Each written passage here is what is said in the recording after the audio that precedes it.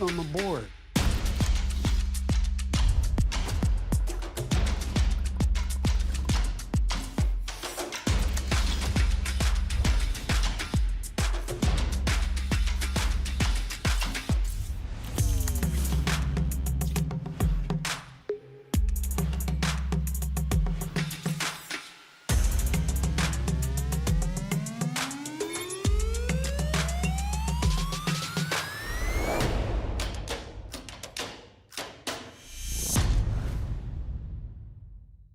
Please welcome to the stage.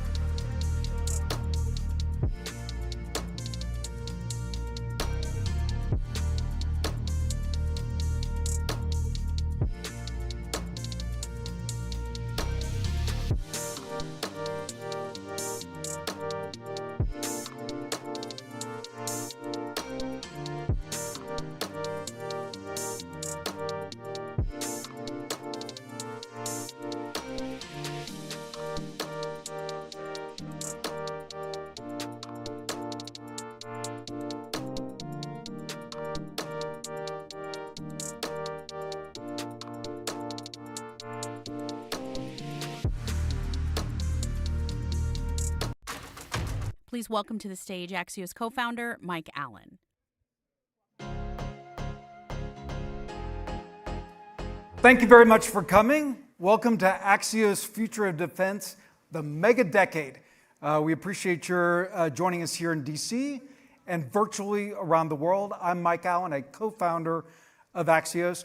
This week started with Veterans Day, so we want to pause to thank all of those who served our nation, all of our fellow Americans who have been part of the American military, including some of our guests and speakers today. So we're grateful to them. We thank GE Aerospace and McKinsey and Company for making these conversations possible. Thank my colleague Sarah Kehoani-Gu for her editorial leadership of Axios Events, and Kristen Burkhalter and the amazing Axios Events team who got all of us together for these great conversations. Axios' new Future of Defense newsletter, which was written by Colin Demarest. He'll be on stage shortly. It's covering the massive wave of innovation and disruption that we're all experiencing together. We'll be unpacking all of that in today's conversations. Upstairs, after this, a treat for those of you who are here in person, we have a petting zoo. And in the petting zoo, we have a drone, we have a decommissioned spyglass, boat, and a special sensor. So we would love for you to join us upstairs with that. If you're following along on social media, please use the hashtag Axios Events. Our leadoff guest, Mike Gallagher, was the founding chairman of the Bipartisan Select Committee on China, and he's now head of defense for Palantir. Mike Gallagher was a Marine counterintelligence and human intelligence officer. He has a PhD in international relations from Georgetown. Chairman Gallagher, Dr. Gallagher, welcome to Axios. Thank you, sir. Thank you so much for joining. So there was one line of your resume that we missed, and that is you are an owner of a major NFL team. This is true. This is very true. Which may shock people because I've been in public service my whole life. So one wonders how I afforded to buy an NFL team. But so born in Green Bay, the true America's team, the Green Bay Packers. And tell us the joke that you once unfurled about being an owner of the Green Bay Packers. Well, when you get elected to Congress, they have like a freshman orientation, and they did it up at Harvard. Bob Kraft, who owns the Patriots, was the guest speaker, and he told this great story about how he bought the Patriots. I hate the Patriots, but whatever. That's a story for a different day. And I just couldn't help myself. I went up to him, I'm like, Mr. Kraft, it is so great to meet you. It's finally great to meet another NFL owner. You know what my life is like and what I go through every single day. But he didn't really understand or think it was funny at all. So I embarrassed myself at the outset in Congress and continued to do so for 8 years. So Axios always starts with the news. You might have heard President-elect Trump has designated his upcoming Secretary of Defense, Pete Hegseth, who many of you know from Fox and Friends Weekend, a decorated Army veteran, and he, like Chairman Gallagher, is an alumnus of Princeton. You overlapped? Do tell. Well, I think Pete was a senior when I was a freshman, and he was on the basketball team, if memory serves, and also editor of the Princeton Tory, which was like the conservative magazine. So while I was stumbling around trying to figure out what I wanted to be when I grew up, he always seemed like someone who had it very figured out and was driven and incredibly hardworking. And so, you know, listen, he has extensive military experience. He headed a veterans organization that was actually quite helpful to me when I was starting out in Congress and when I was a foreign policy advisor on a presidential campaign. We were thinking through veterans issues. And so I just would say, like, Pete is a patriot and he has combat experience in Iraq. He has he's been in the Army National Guard for some years, and so he's now going to take on, if the Senate should confirm him, what is the second hardest job in the federal government, the world's biggest bureaucracy, struggling to modernize and also deal with two major deterrence failures in Eastern Europe, in the Middle East, while also figuring out how we prevent another deterrence failure in the Indo-Pacific. And so he's going to need extremely talented and strong service secretaries, a deputy secretary with some business savvy, and talented undersecretaries. And honestly, the best models that have worked well, going back to the last time a Wisconsin congressman was Secretary of Defense, Mel Laird under President Nixon, is when the Secretary of Defense had that latitude to pick his own team and then had the backing of the president to get anything done. And really, if you read Gates' memoir, if you read John Lehman's memoir telling about how we got the 600-ship Navy under Reagan, 596-ship Navy, but who's counting? And then if you read the history of the early Cold War, the 1950s, it really does take the secretary himself, backed by the president, waking up every single day, prioritizing 1 to 3 issues in order to bend the Pentagon bureaucracy to his will. Okay, Mike Gallagher, thank you very much. You read the Smart Brevity book by Jim Vandehei, Roy Schwartz, and me. So I can ask you for a smart brevity answer on the president's pick. What do you think of the pick? What do you think? What's your highest hope for soon-to-be Secretary Hegseth? And what would your concern, worry, note of caution, reality check be? My hope is that Secretary Hegseth will prioritize how we can enhance deterrence in the near term. What can we do in the next 18 months to improve the conventional balance of power across the Taiwan Strait in particular and throughout the Indo-Pacific theater more generally?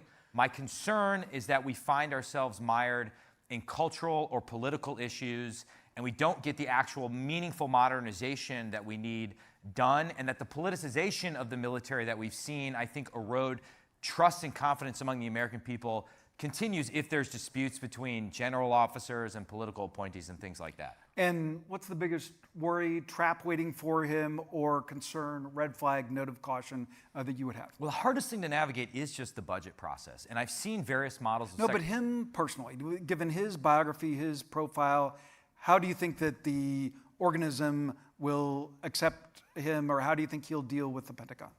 Well, I would suspect he's going to come in with a very aggressive reform agenda. I mean, he's written about it in his book, and I do think there will be antibodies to that in the building. Now, I myself have written very critically about like DEI as an ideology and the way in which it's politicized certain agencies. I do think there's room, as I wrote about today in the Wall Street Journal, to massively reduce what's called the tail, sort of the 900,000 person-strong DoD civilian corps, as well as all the things we're spending money on that we really don't need to be spending money on, or we can leverage software and AI to automate to reinvest in the tooth. But that's going to be very, very difficult to navigate in a complex bureaucracy. We first got to know each other when you were founding chairman of the Select Committee on Strategic Competition with China.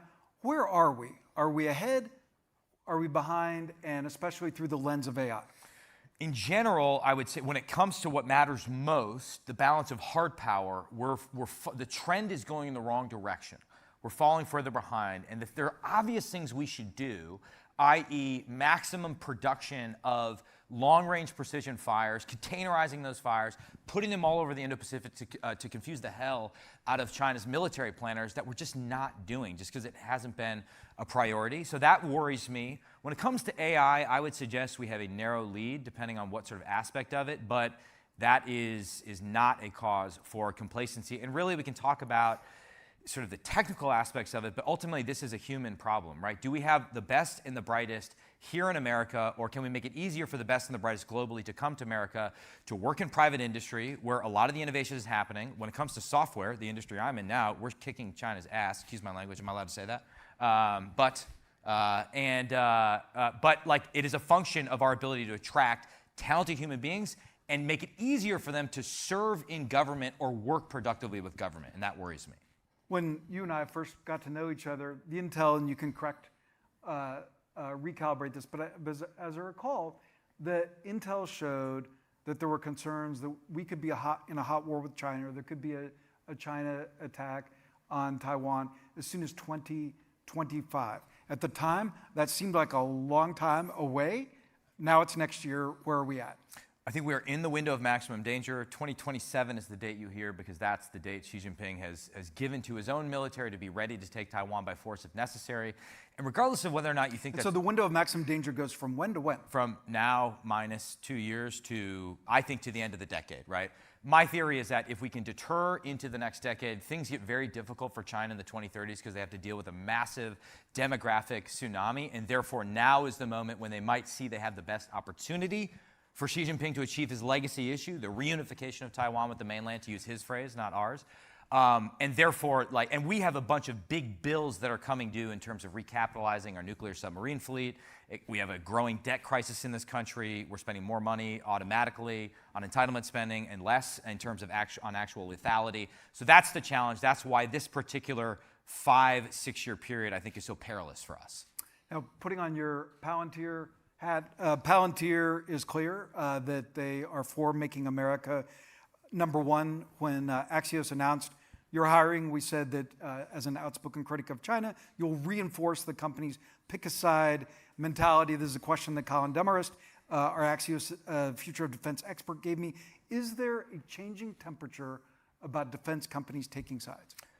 I think so. You know, one thing I've observed, granted I'm quite new to Palantir, is that when Dr. Karp went out there and said these things that seemed taboo, like America is a force for good in the world, and that we have allies like Israel that we should defend, that there was actually, as much as some people in the sort of establishment or the elite might be uncomfortable with what should be uncontroversial statements, among the young, talented people in America, it was a recruiting bonanza. There are so many young patriots that want to work for a company like Palantir that is unapologetic in its desire to support the U.S. military and also do cool stuff in the commercial space. And so I do think more companies are going to follow that lead, and we do need to recognize that America is a force for good in this world, that we have serious adversaries. They must be deterred, and if necessary, sometimes they have to be destroyed.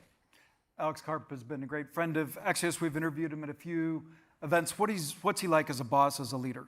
Well, first of all, I don't think most people appreciate that he's actually very funny. So I enjoy his sense of humor, and he's just built this incredible organization. And really, I think what's most potent right now is this cross-pollination or synergy between the defense business, which is what I spend most of my time on, but also the commercial business, which is just growing exponentially. And there's lessons we're learning in the commercial space that can obviously be applied to the military, right? The same procedures that you can automate, or the same ways you can operationalize AI using our software in a shipyard or in a factory or for a company producing commercial planes, apply to helping the DoD automate processes when it comes to building ships and airplanes and long-range precision fires and things like that. The ability to map the supply chain is just as relevant for a major manufacturer as it is for the United States Navy.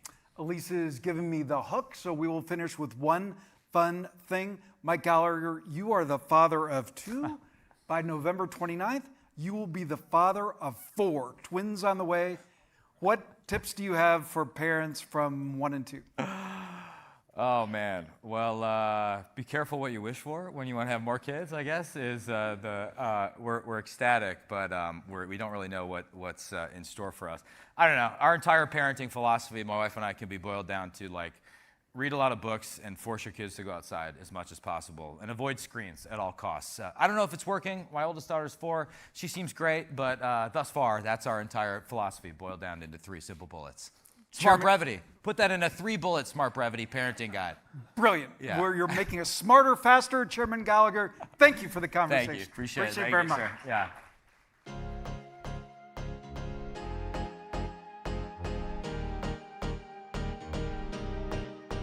Please welcome to the stage Axios Future of Defense reporter Colin Demarest.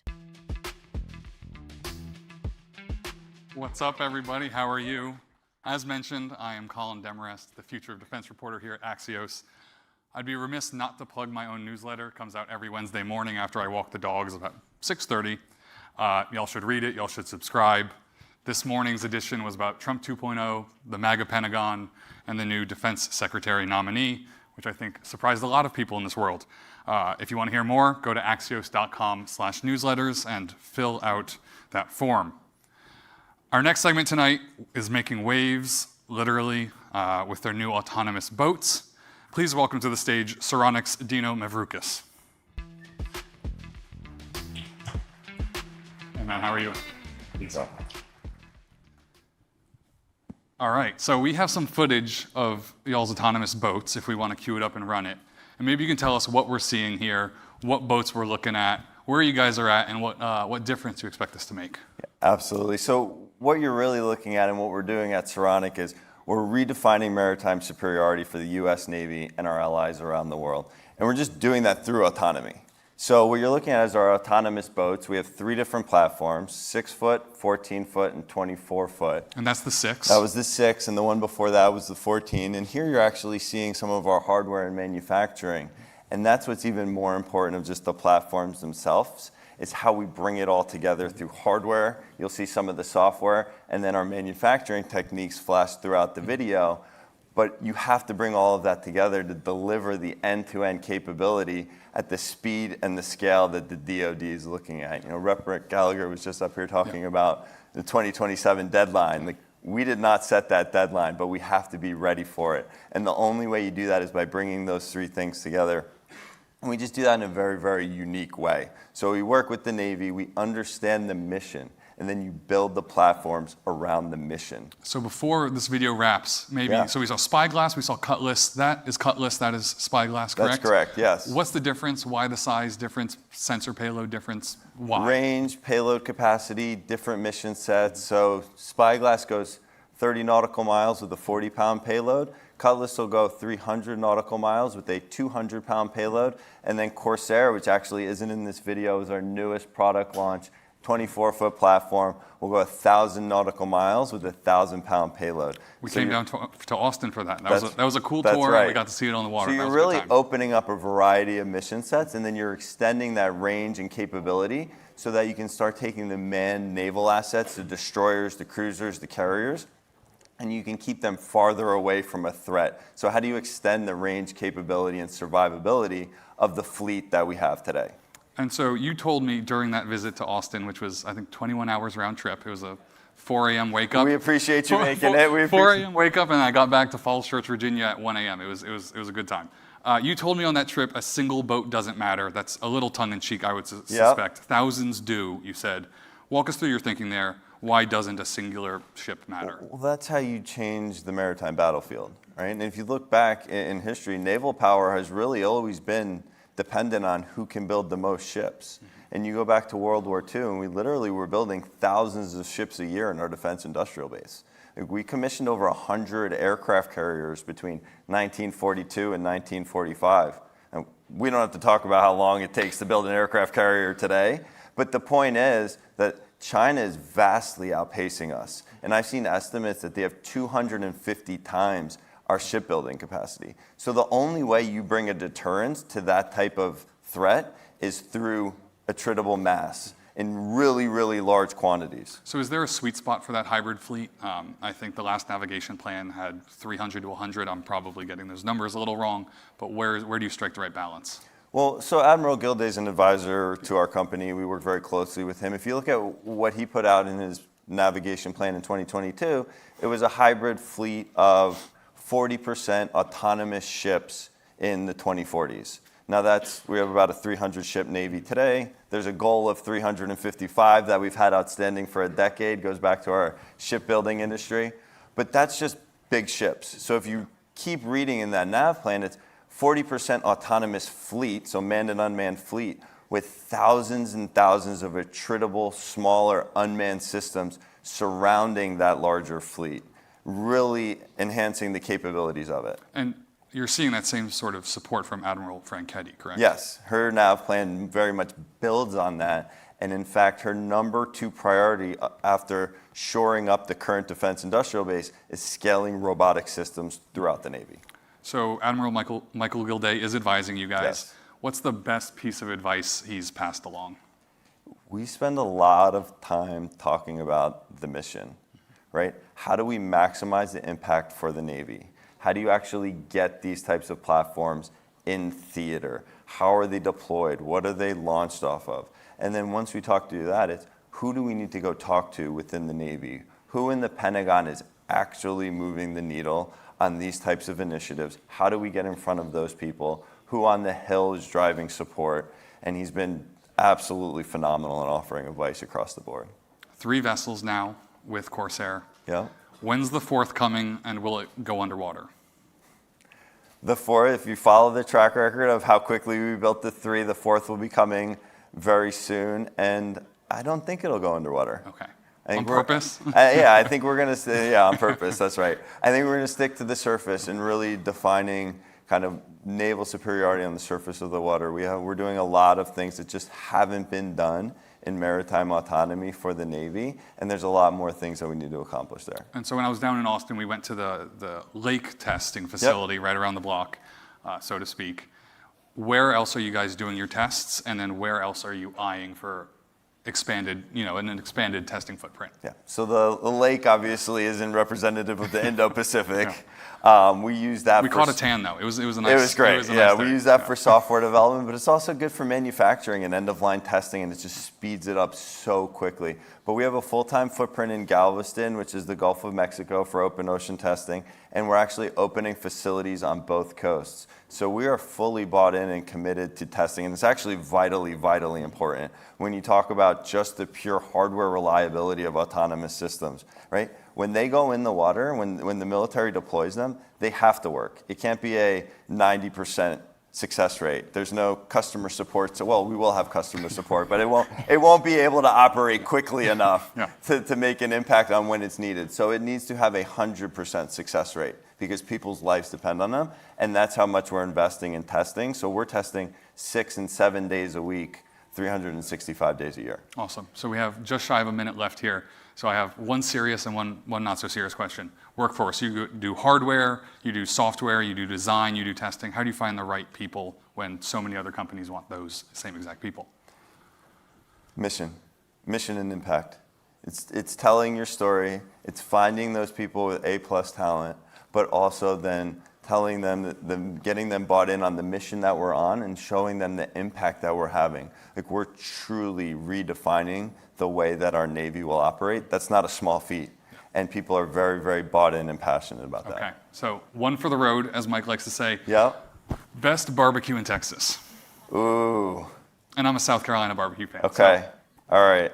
Well, I have a personal tie to the Salt Lick, so I'm going to have to go there. You can call me biased, but it doesn't mean I'm wrong. Okay, fantastic. Well, we're going to have to leave it there, Dino. We have a spyglass, a decommissioned spyglass upstairs, IRL, so make sure you check it out after the event.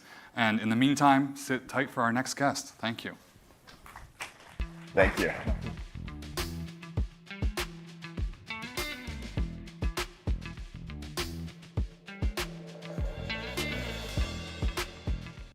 And up next, me, Axios host and editor, Nyla Boodoo.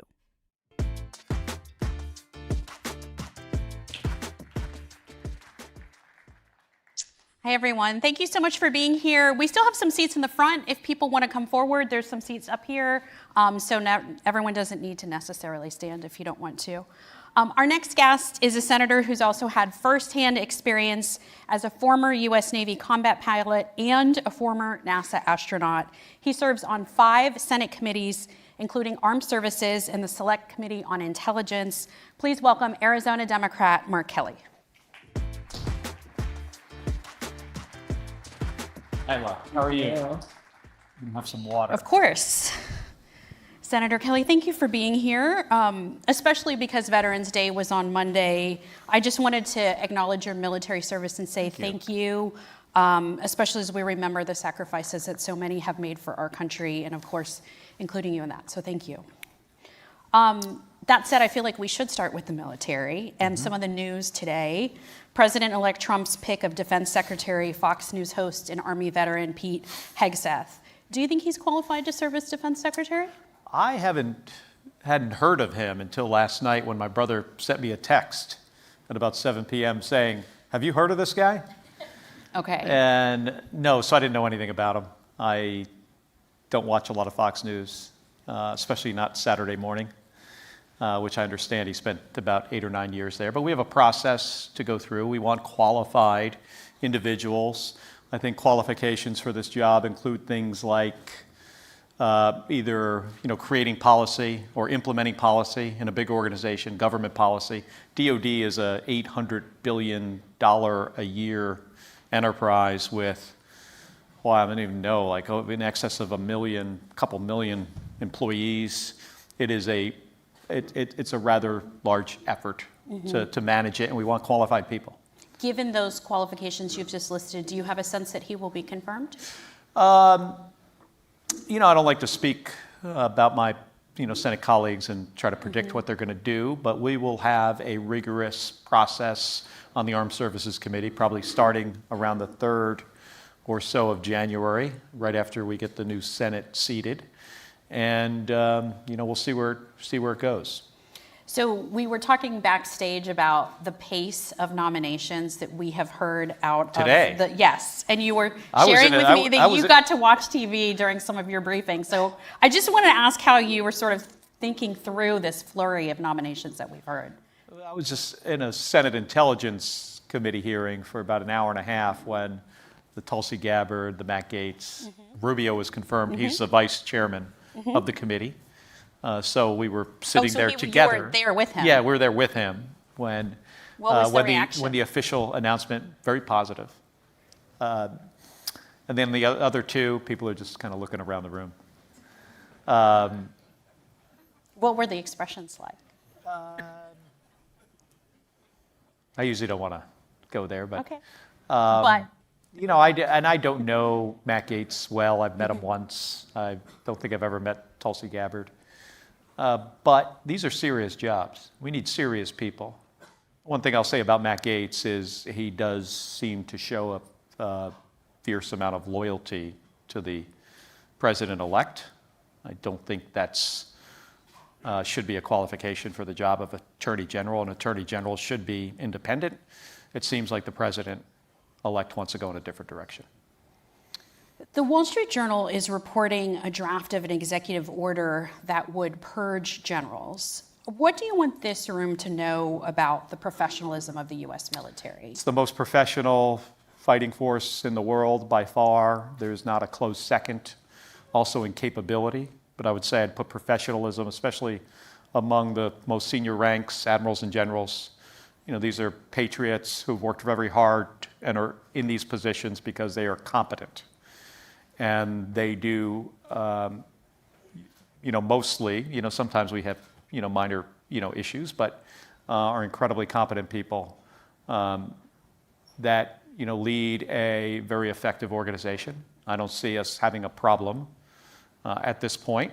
The issues that the former president has brought up are issues that I don't think are, really exist.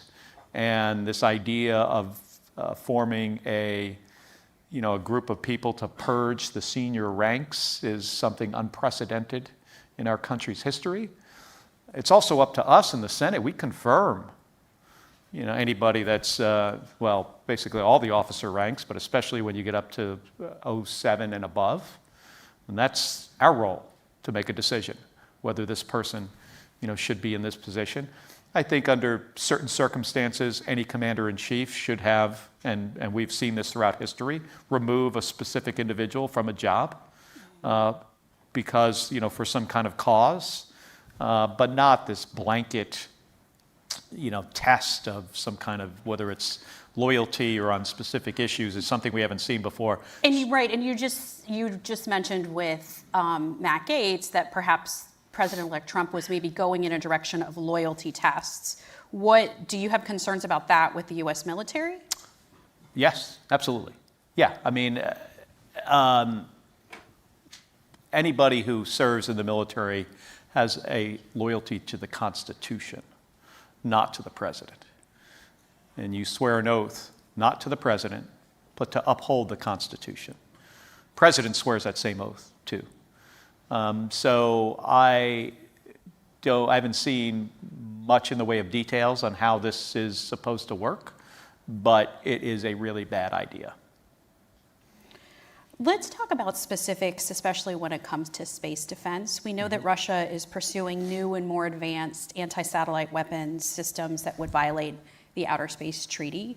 What should the U.S. be doing, first of all, just when we're thinking about ASAT weapon technology here? Well, you saw some reports a couple months ago that were, released. It was classified material. Somebody made a decision to put some information out there about a new capability the Russians were attempting to develop. That's rather concerning. Russia should comply, with the treaties they signed. They don't seem to be interested in doing that anymore. That presents some national security challenges for us today and going forward. They're now a rogue nation who attacked one of our allies, who is routinely committing war crimes. They can't be trusted. And the proliferation of anti-satellite weapons in space by not only Russia but of China is of great concern of ours.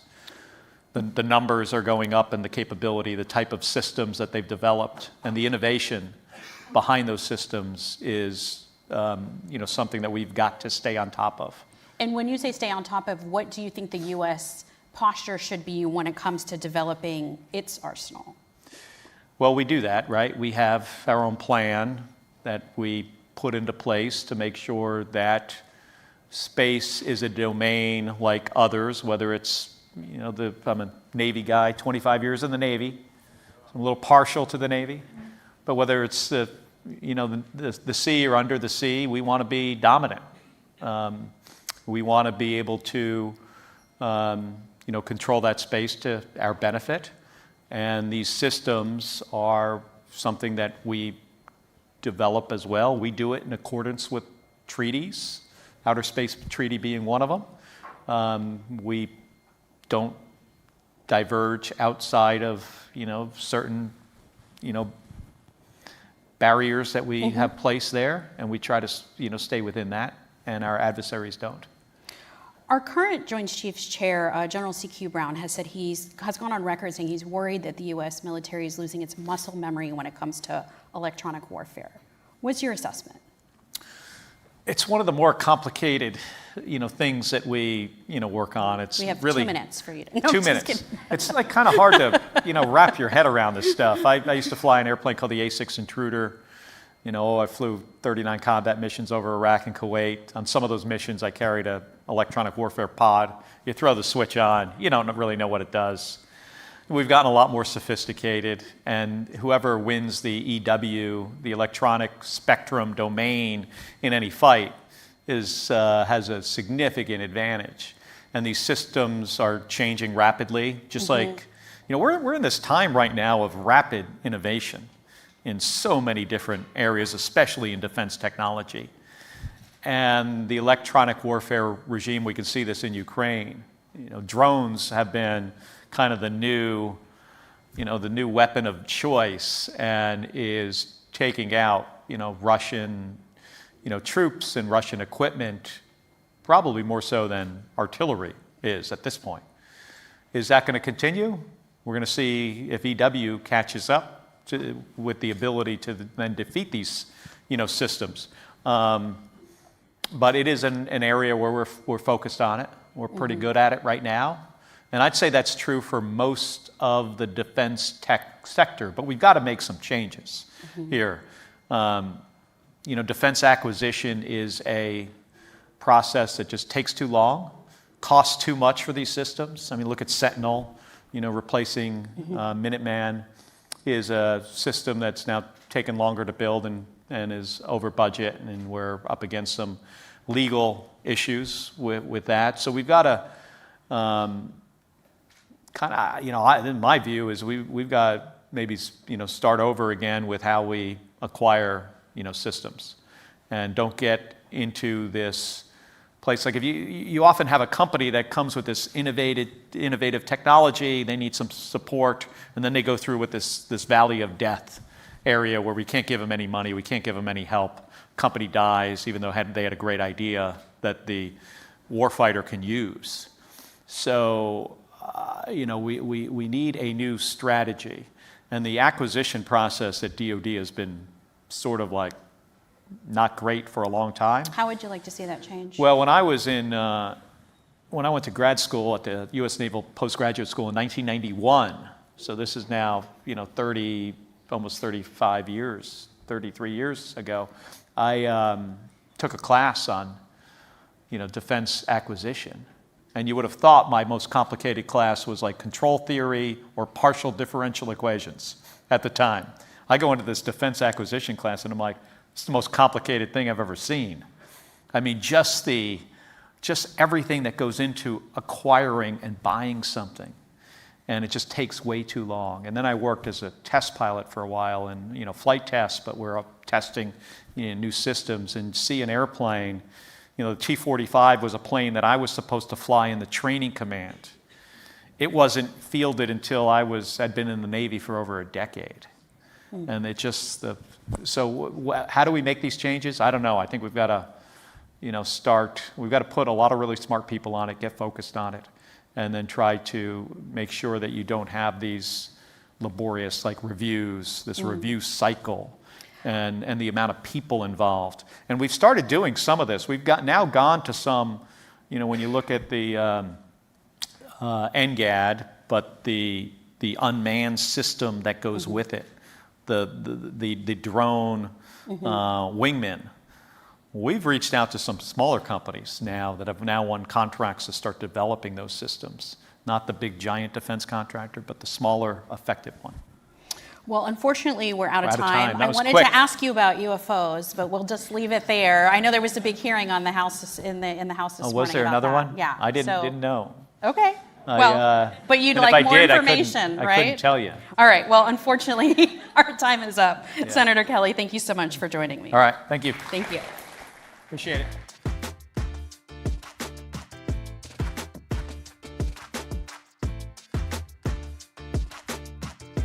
Oh, okay. This will go. Did you guys, sorry, was I supposed to say the next? Welcoming back to the stage, Colin Demarest. Hey y'all, I'm back already. Up next is Maxar's Chief Product Officer, Pete Wilczynski, and he's going to show us some Worldview Legion eye candy. Please welcome Peter to the stage. How you doing? So, in the next 5 minutes, we have to convince the world, or at least this audience, that satellite imaging matters. We're going to jump from spot to spot. I think from the acute threat to the long-term threat, Russia and China. First up, we are headed to China, though. Let's take a look what we got. So, Perfect. What's here? What are we looking at? Well, first of all, where are we looking at? We're looking at it from space, which I just always have to pinch myself because it is just crazy that you can get imagery like this from space. It's just, from a physics perspective, pretty incredible. But we've got a next generation Chinese carrier and what looks to be a next generation American stealth fighter. Looks familiar, right? It's a joke. It's a next generation Chinese stealth fighter. But you can see really with this high resolution imagery, you can actually pull out the classes, specific fighter jets, specific elements that are happening on the carrier. And again, this is taken a couple months ago with new imagery coming directly from a new constellation we just got launched. Let's jump to China. Another part, though. All right, we got some tells. They're under nets. Why is this important? This is obviously the South China Sea. Yeah, so this is sort of the classic cat and mouse game of camouflage where you've got certain signals, certain data coming out, you've got machine learning algorithms running on it, and what we're seeing is this sort of cat and mouse game across the different areas of deterrence where as detection becomes easier, camouflage goes up. That camouflage, historically has been part of trying to trick human eyes. More and more, it's starting to trick machine eyes, right? It's putting camouflage in systems so that you're actually tricking AI algorithms to make sure they don't see stuff. And so, with the really high resolution imagery, you can get this, but with a lower resolution camera, you're actually not going to get the precision you need to extract out the fact that these aren't, bunkers or just other wayward pieces of equipment. All right, off to Russia we go to the failed ICBM test, I believe. That's right. Yeah, lethality, a little less lethal now, but this was actually really, really exciting. We were able to get this right as the failed launch failed. And so you can really see within a day, we were able to pull out fire trucks, pieces of the response time. You've got the ability to pull the 60-meter crater out, and then the imagery analysts who are really good at this stuff are able to extract out a lot of information about sort of how did this lead up, when did it blow up, what did that mean in terms of the capability and its ability to be a threat. And one more, I believe. Yeah, this is the last one. This doesn't look what is that? Yeah, so this doesn't look super confusing to us. We're people, we understand this is a bomber. But for a lot of the UAVs in Ukraine that have been trained to target these bombers, Russians have started putting tires on top of them, right? So we're able to extract out the fact that this is still a bomber.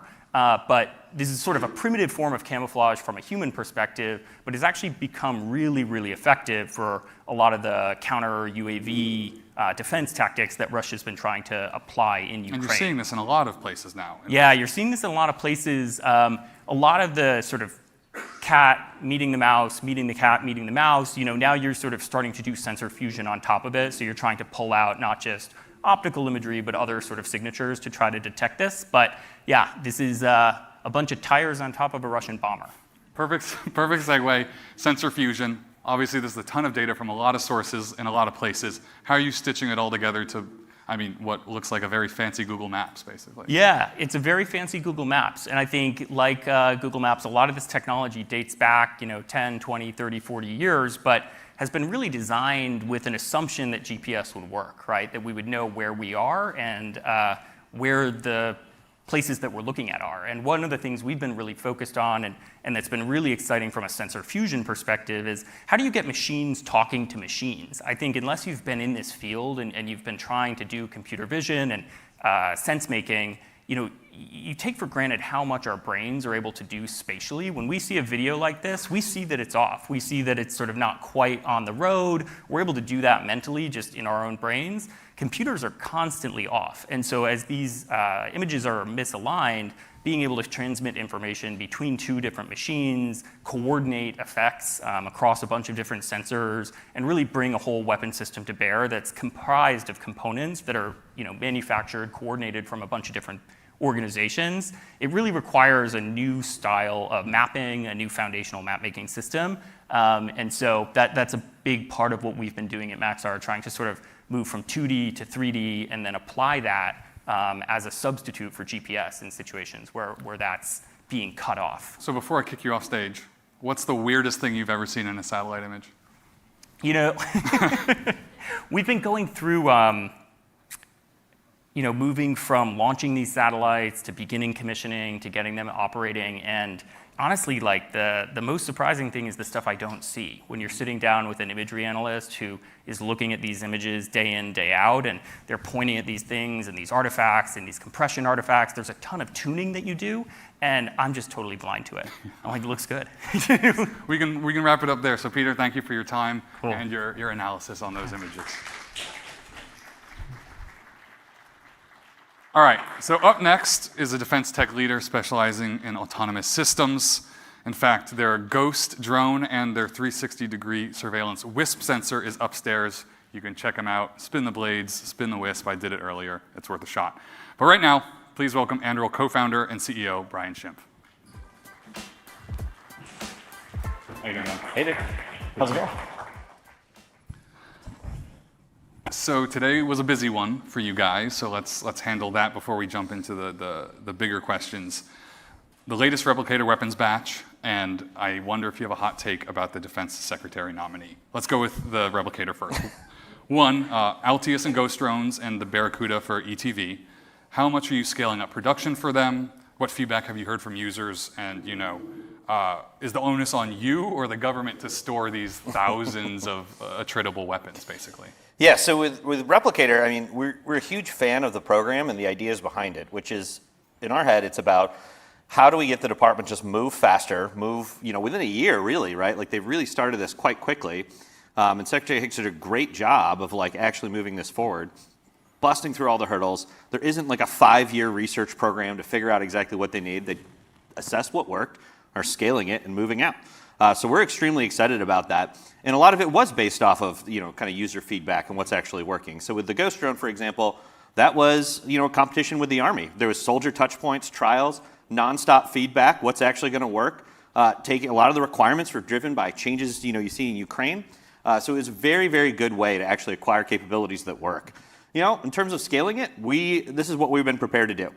We know, next year we're going to have to, I think, 250% increase in production across the board for all the different systems we have, which is awesome. We're really excited about it. And, What's driving that 250%? Oh, man. So we've seen things across the capabilities you mentioned, the LTS drone for loitering munitions, both U.S. and international purchases. We're seeing a lot on our Roadrunner counter-air missile. So there's a lot of funding there through, kind of supplemental and responding to the issues going on in the Middle East. So we've been seeing it kind of across the board on a number of different capabilities. And gut reaction to Pete Hegseth. If he gets confirmed, you're going to have to work with him, right? Yeah. Look, I think our view is Trump is a change candidate, and this is an unconventional choice. And we're down to see what he's going to do. I'm excited to see just something different, some change. And we tend to do pretty well when there's a lot of turnover and a lot of change in the department. Let's switch gears. Anduril earlier this year announced Arsenal 1, its TBD mega factory, where you're planning to pump out hundreds of thousands of arms, basically. Where do you want to build in the US, and where overseas are you eyeing for maybe 2, 3, and 4? Yeah, so we've been running a process for about, I would say about 9 months now. And when we're looking at this, it's a question of our concept with this is we know that, the exact mix of what we're going to make, which weapons, which aircraft, which ships, that's going to change. But we know that we're going to have to be flexible. We're going to have a lot of need for square footage, and we're going to need a very flexible workforce and factory to do it. So our concept with this is just a massive footprint, right? 5 million plus square feet over the next 10, 15 years to be able to scale into this very, very quickly. The process we look at is pretty straightforward, right? We're where's the labor, where are the sites, and which state governments really want to work with us that are excited about putting in all the things you need around housing, jobs, all of this to make it really go. So we're getting down to the wire in terms of selection, and I'm not going to tell you where. Okay. Any truth to Arizona, Ohio, and Texas has been reported? As our person commented, that is an inaccurate list. Okay. Well, to the audience, if you see any site plans in your city council documents, send them my way. I would love to see them. Yeah, your Proton Mail account is available. Yeah. But it's cdemarest@protonmail.com. You can tweet it at me too. So when we launched the defense newsletter, you told me the U.S. military is, quote, addicted, end quote, to high-end, super expensive weapons and projects. What comes to mind, past, present, and future? And then I imagine you're trying to break the Pentagon of that bad habit. Yeah, so, when you look at what can I get for, a single DDG versus the number of unmanned surface capabilities or a single Virginia class compared to the, probably hundreds of autonomous underwater drones you can get for the same dollar. It's not like we think it's a one-to-one trade-off, but the need for just increased mass, and I think if we're seeing anything, in Ukraine and everywhere else, just the sheer volume of systems that are being consumed, the number of munitions, the number of weapons, the number of things that are being attrited is through the roof, right? So we know we need to increase the mass on these things. So I don't think this is an either or, right? I think, I was very excited that Secretary Kendall is re-looking at, kind of the NGAD requirements. To me, the idea of a $250, $300 million fighter jet is the peak of absurdity. I just don't know how we could have plausibly afford that. And I'm very excited they're re-looking at, is this affordable and is this correct for us at this point? So, I think we're seeing a lot of signs of change in this, but the reality will come in when the dollars actually start flowing to this. So, I think there was a lot of leadership from the congressional side of putting nearly $1 billion to work against the types of capabilities that you see in Replicator and a lot of these commercial higher mass capabilities. But the reality is we're talking like 0.1% of the defense budget was allocated to that, right? Like that is absurdly low. So we need to be seeing, like, is 1% too low? Is 2%? Like these numbers are not crazy to start driving up the amount of mass and production capacity we would need to sustain any conflict. So in September, I believe, a few reporters, including myself, went down to the Andrew, Texas test site to basically watch drones collaborate and take down an enemy aircraft. It was simulated. The missiles were magic, so to speak, but we saw it play out. That brings to mind, two things: the power of software and the maturity of unmanned tech. We have a video that's relevant to it. I don't think it is Texas, but if we want to take a look, and maybe you can tell us what's up. Sounds great. See if it comes up. Oh, look at that. All right, very cool. So it's snowing, so it's not Texas. Yeah, probably not. So the basic idea when we think about autonomy is when you think about how most drones are controlled today, this is a pilot flying it sitting in a Connex somewhere in Nevada, right? And that is not going to scale. So what we've really focused on is how do we think about having a team of drones that you can task like you would a co-pilot, right? Like this is the idea with these sort of loyal wingman aircraft is I want to go and task it to go out and be able to sanitize an area, to be able to find adversary aircraft, and then I can choose when and how to engage them, and the aircraft will take care of it from there. So that's a lot of what you're seeing here is really this idea of how do we do it. And we're able to drive testing very, very quickly by having surrogate airplanes, simulating out where we need to so that we can get thousands of test reps before we get on to real aircraft. And that's what Hyperion is, correct? What we're seeing. Like basically our test campaign internally, we call it Hyperion. We're able to show a bunch of different journalists, folks in the government, things like that, what we've been working on, and we've made a ton of progress on this to date. Yeah. So Anduril hit a $14 billion valuation a few months ago as well. That's almost $2 billion per year of company existence, something like that. Math was never my strong suit, so don't hold that against me. But what's the next big number or goal? And what does a dollar figure like that mean for defense in the broader market? That's a serious ka-ching.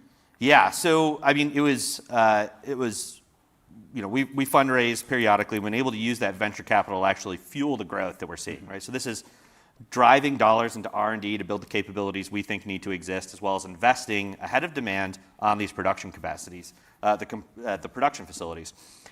From those capability questions, like for us, this boils down to like a pretty simple equation, right? Like we are looking for some problem with urgency. Like the cost of not fixing it and taking time just to like kind of go through the typical process is much worse than actually just running through the brick walls necessary to fix these problems quickly. And with that, you need a government partner that's actually willing to lean in and think about different models and ways of actually operating. And so we've just been very successful in finding those problems, working with those customers where that urgency is paramount, where that schedule really matters, and they want to drive things in a different way. So for us, that's really what we're looking for. And we've really been expanding across all domains, finding pull basically everywhere we're looking right now, and folks just looking for different approaches of how to actually solve these problems. So you mentioned customers, so let's jump on that. You've made some sales to Taiwan, I believe. You're obviously watching Israel, Hamas, Russia, Ukraine. What are you learning from all those different theaters, all those different fights, and how might that influence what you then sell to the DoD or another government? Yeah, well, I learned that selling weapons to Taiwan is a pretty efficient way to get personally sanctioned. Yeah. That was pretty awesome. That was cool. So, as we're looking internationally, I think we're seeing two big trends right now. So, in a lot of the active theaters, the pace that war is changing, like the pace of these capabilities are getting, sort of irrelevant. Like in Ukraine, they're like kind of quoting the duration any given like communication waveform or drone will work in like weeks, right? The U.S. apparatus is in no way tooled to respond to that type of change, that pace of change. And so there's something that has to be like just radically different about how you think about sort of the software-defined nature, how we iterate on these things, how we get these capabilities out. And then I think the other thing we've been seeing internationally is a reflection of what's come out of Ukraine, and I'm sure Dr. LaPlante will speak to this as well shortly, which is production really matters, and the backlogs on a lot of these systems are scaring our allies. That's the first question I planned. It is a scary thing, right? And I hear this everywhere we go, which is, if I place an order into the US system, will I get it in 5 years? Kind of unclear. And that is causing them to seriously look at what they need to invest in their sovereign capabilities and how they can do more co-production, have more control over their destiny. And that's something we're leaning into. We've been very successful in Australia. We're looking at this in a number of other countries where they're kind of looking at what are different ideas and ways to reinvigorate their industrial base and have a bit more control over this. 2 wrap-up questions real quick. You're doing autonomy, drones, WISP, missiles, rocket motors, et cetera. What's next? Man, so there's so many crazy ideas I talked about today, but Just throw one out there. so we're doing a lot in space. I think that's an area that we're very, very excited to move into. There's a lot of really cool on-orbit stuff that, unfortunately, I can't tell you anything about. It's really cool, though. But That was a cop-out. Yeah, it was a cop-out, sorry. But, there's basically we're seeing this across the board, CCA is a great vanguard for the types of autonomous platforms and the lower price point you can drive to get mass back up. We're starting to see demand across all the services for similar types of capabilities. And then we're seeing a ton of demand on the weapons front as well for how can we produce these in novel ways and get scale out there. Okay, last question before I get the hook. True or false, Anduril is the Theranos of defense? Ooh, I have a large collection of black turtlenecks, so... Well, who would that make you too in that equation, right? I view these things as if the best insult people can come up with is the government is so incompetent as to be defrauded by us. Okay, that's kind of weird to insult your customers that way. Fair enough. We'll have to leave it there, though. So, Brian, thank you for joining me up here, and thank you for your time. Thank you very much. Appreciate it, man. So you're still stuck with me on stage.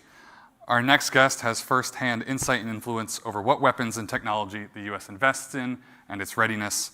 Please welcome to the stage Secretary of Defense for Acquisition and Sustainment, Dr. Bill LaPlante. Undersecretary, excuse me. I gave you a promotion. Thank you. So Brian hit on it in our talk right there about the issues of production. Yeah. It's a serious sticking point in defense media and reporting. Yeah. So, the U.S. has to sustain itself, Israel, Ukraine, Taiwan, and others. Is existing infrastructure enough? Is there a workforce to maintain it? And then is there money moving fast enough? Yeah, so I think it was in my confirmation hearing in February of 2022 that I said it's all about production and production's deterrence. And of course, we've been saying it all along about production. And since I've been in the job, I've had a lot of time to think about it, test some hypotheses, and check some things out. And I would just say, the issue we have is fundamentally a resourcing issue right now, both here and internationally. We found that if you have the resources, sometimes you might not like the timelines initially, you can get the production ramped up. And we're doing it across many systems. It's really getting the resourcing and sticking with it. Industry is not going to do it on its own, and nor would I if I were them. So, with the administration changing, yes, where will you put all this inertia? There's so much attention paid to ramping up, like 155s, for example. Yeah. With an administration change, does that inertia change? Does it get reapplied somewhere, or do you imagine that has a decent tail? Well, I think, let me just talk about the world situation Please. For a moment, regardless of the election, whatever way the election went. It's a cliche to say it, but it's a very dangerous world. Just yesterday, what happened in the Red Sea, the Houthis are getting scary. They now have ballistic missile capabilities, anti-ship, that are long range and can do things that are just amazing. And this is the Houthis. Okay, and then of course the situation in Ukraine and of course Indo-Pacific. We now have two near peer nuclear adversaries. We've never had that before. Never had that before. It's just the world is an incredibly dangerous place. And I think no matter how you look at it, at least for me, and I talk all the time to partners and allies, I realize that our countries are going to need to have more political will, unfortunately, to start mobilizing or preparing for mobilization, if you want to call it that. That's what Putin has done. He's probably at 10 to 15% of his GDP. He's tripled his production across the board. They're working 24/7. That is not what other people are doing, including us. So the Houthis are scary. Is that partially because they're effectively draining SM stockpiles? Or I know you've talked about cost per shot, sort of thing. That's all true, and that's always something. The cost ratio's got to be better. No, it's not that. It's scary as somebody. I'm an engineer and a physicist, and I've been around missiles my whole career. And I'm just being careful here what I can say because I don't want to go over any line. But just what I've seen of what the Houthis have done in the last 6 months is something that I'm just shocked. I mean, does their action also speak to like this growing demand for unmanned, right? Because it's surface vessels, subsurface, it's that stuff. air. That stuff to me is not terribly surprising because that's easier. We all think that it's the one-way drones, which are a big deal, or unmanned, surface ships and the rest of it. But it's the fact that you have this group producing thousands of ballistic missiles that are not, that I'll just say can do technical things that only the advanced countries could do. And they're producing them at some degree of scale. It's just remarkable. And what they're seeing is they're moving to ballistic missiles because a one-way UAS is very bad, or UUV, but you have a ballistic missile hit a surface combatant, that's a very bad day. So let's pivot away from the Red Sea.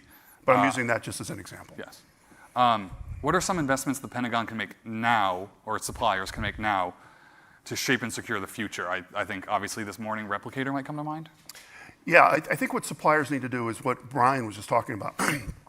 Companies like his and others, and I've talked to them, have to really say to yourself, what would it take, and just pick a number, to go 5 times my production rate.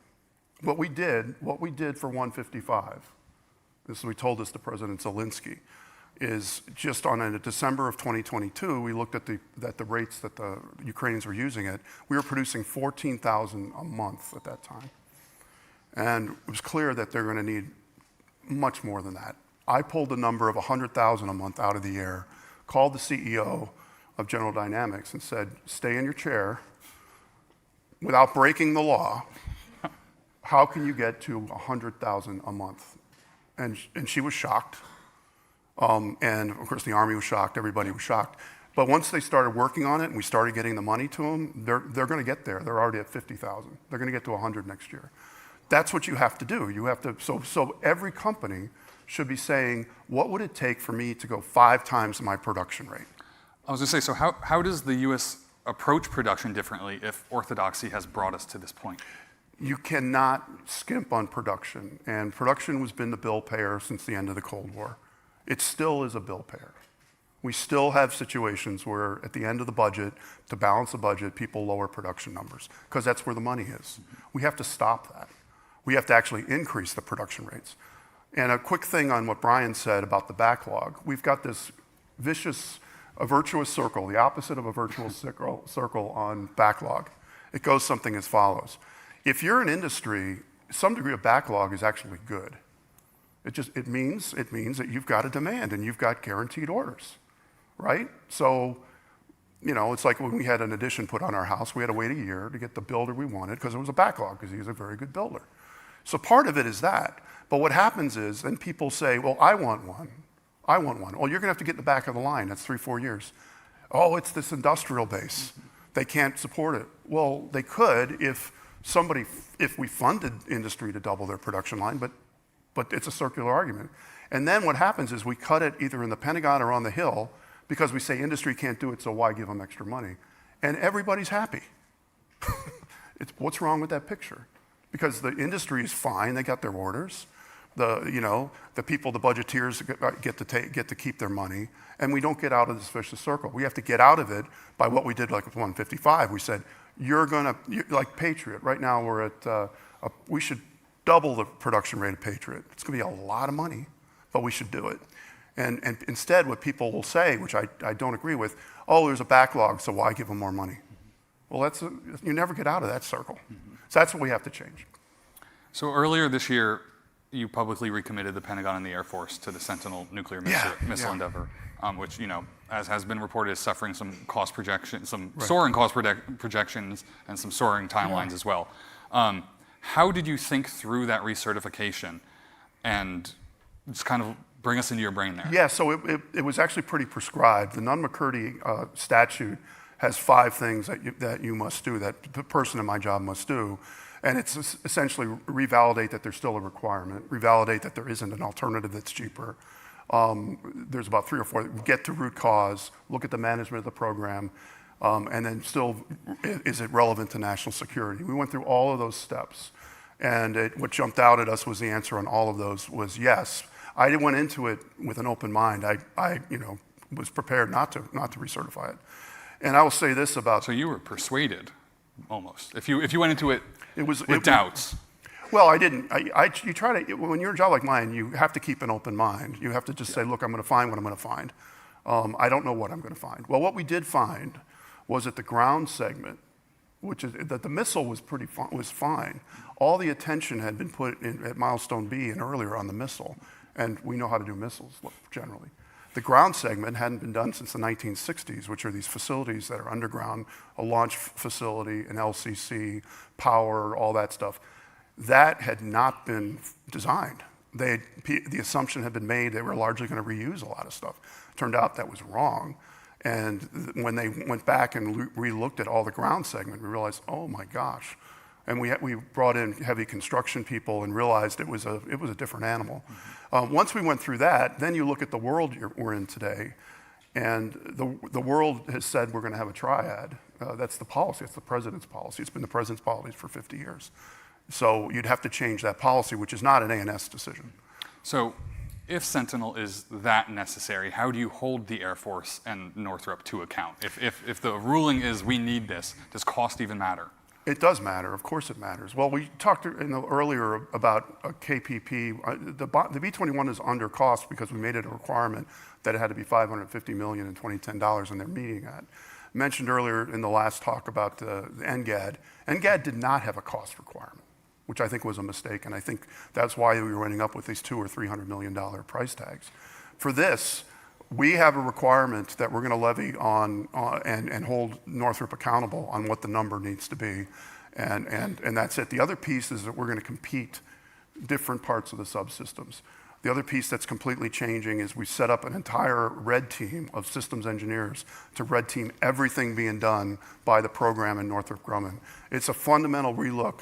And I did a review of the program about a month ago, and it's a very different program. They're in a good way, but they're going to have to stick with it for the next 5-10 years. Well, we could talk for hours, but unfortunately we are out of time, Dr. LaPlante. So thank you for joining the Axios stage. And to our audience, round of applause, please, before we get on. Please. To our audience, please sit tight for a quick word from our sponsor, and then after that, I'll be back again with some exciting guests and a final demo. Thank you. Thanks. Thank you.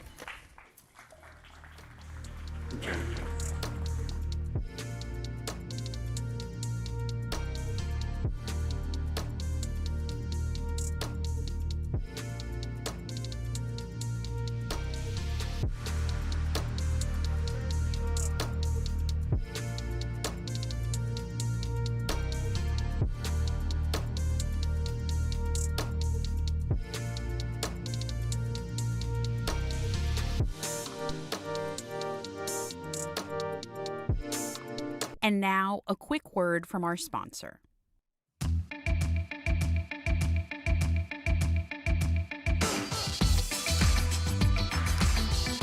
Hi, everyone. I'm thrilled to be here tonight. Thank you all so much for joining us. Tremendous thanks to Axios for convening this distinguished group of speakers to discuss the future of our national security and defense capabilities here in the United States. This conversation is critical, particularly now as the public and private sectors think about the battlefield for supremacy in the new age of technology, data, and automation. My name is Danielle Burr, and I am proud to be the head of public affairs at McKinsey & Company. I'm honored to represent our global brand here today, and appreciate you for attending today's conversation on this exciting topic. As you may know, McKinsey & Company is a consulting firm committed to helping organizations achieve lasting success. With more than 25 offices in the United States, McKinsey partners with everyone from global institutions to local communities. As partners with our clients in both the public and private sector, we take on the toughest challenges to meet the moment. Through these partnerships, McKinsey has earned the reputation as a trusted partner. Whether it was designing the White House Chief of Staff role in the early 1950s, creating NASA's organizational structure at its conception, or helping improve New York City's emergency response capabilities in the wake of September 11th, McKinsey has been a partner to the American people for more than a century. At McKinsey, we combine bold strategies and transformative technologies to help organizations innovate more sustainably, achieve lasting gains in performance, and build workforces that thrive in this generation and the next. Through our fact-based data and research, we seek to provide better outcomes for those who live and work around the world. We hope you'll enjoy learning more about our insights on the future of defense. We invite you to explore our website through the QR codes that are on the materials found around this really incredible venue. Thank you again to Axios, to our speakers, and to all of our guests. I'd now like to turn it over to Axios publisher, Nick Johnson. Thank you. Danielle. Good afternoon. Good evening, everyone. I'm Nicholas Johnson. I'm the publisher of Axios. I love our live events. They are the physical manifestation of our journalism. We get to see that all of our readers are real people, and all of you get to see that Colin is not an unmanned, autonomous newsletter writing drone. He's an actual real person. So thank you so much for being here. Also, huge thanks to our partners who make everything we do at Axios possible. So very grateful to McKinsey & Company for making this evening's conversations possible. I'm very excited to welcome to the stage McKinsey & Company's senior partner, Ryan Brookhart. To the stage. Ryan, welcome to the stage. Thank you. You even gave me a tip to say your name, I and know, I loved exactly. it. Can you believe that? Let's start real quick. Give a little bit about your background, your expertise, your role. Sure. So great to meet everybody. And Ryan Brookhart, I'm a senior partner with our firm, located in our Miami office. Started my career in the Air Force, actually in one of the launch control centers that Undersecretary LaPlante just talked about. Glad we're modernizing those, by the way, and helped to lead our aerospace and defense practice here in the U.S. We've got about 100 partners that work on that. A variety of topics. So there's always attempts by tech startups to crack the puzzle of the Pentagon. From your vantage point, what lessons can be learned for the crop coming now to figure that out?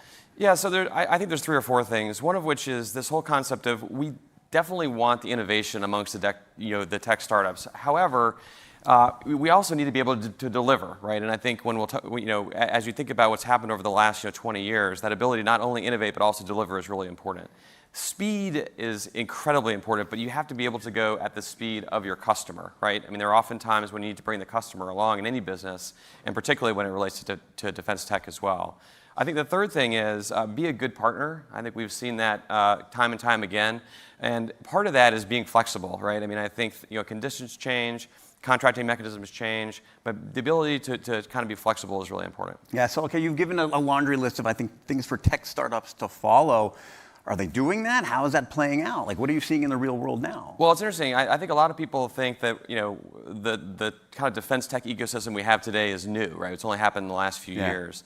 We actually think we're in the third wave, if you will, of a 20-year cycle. And this actually started about in the early 2000s, where a couple of startups came in and found some kind of niche areas kind of outside the core of defense.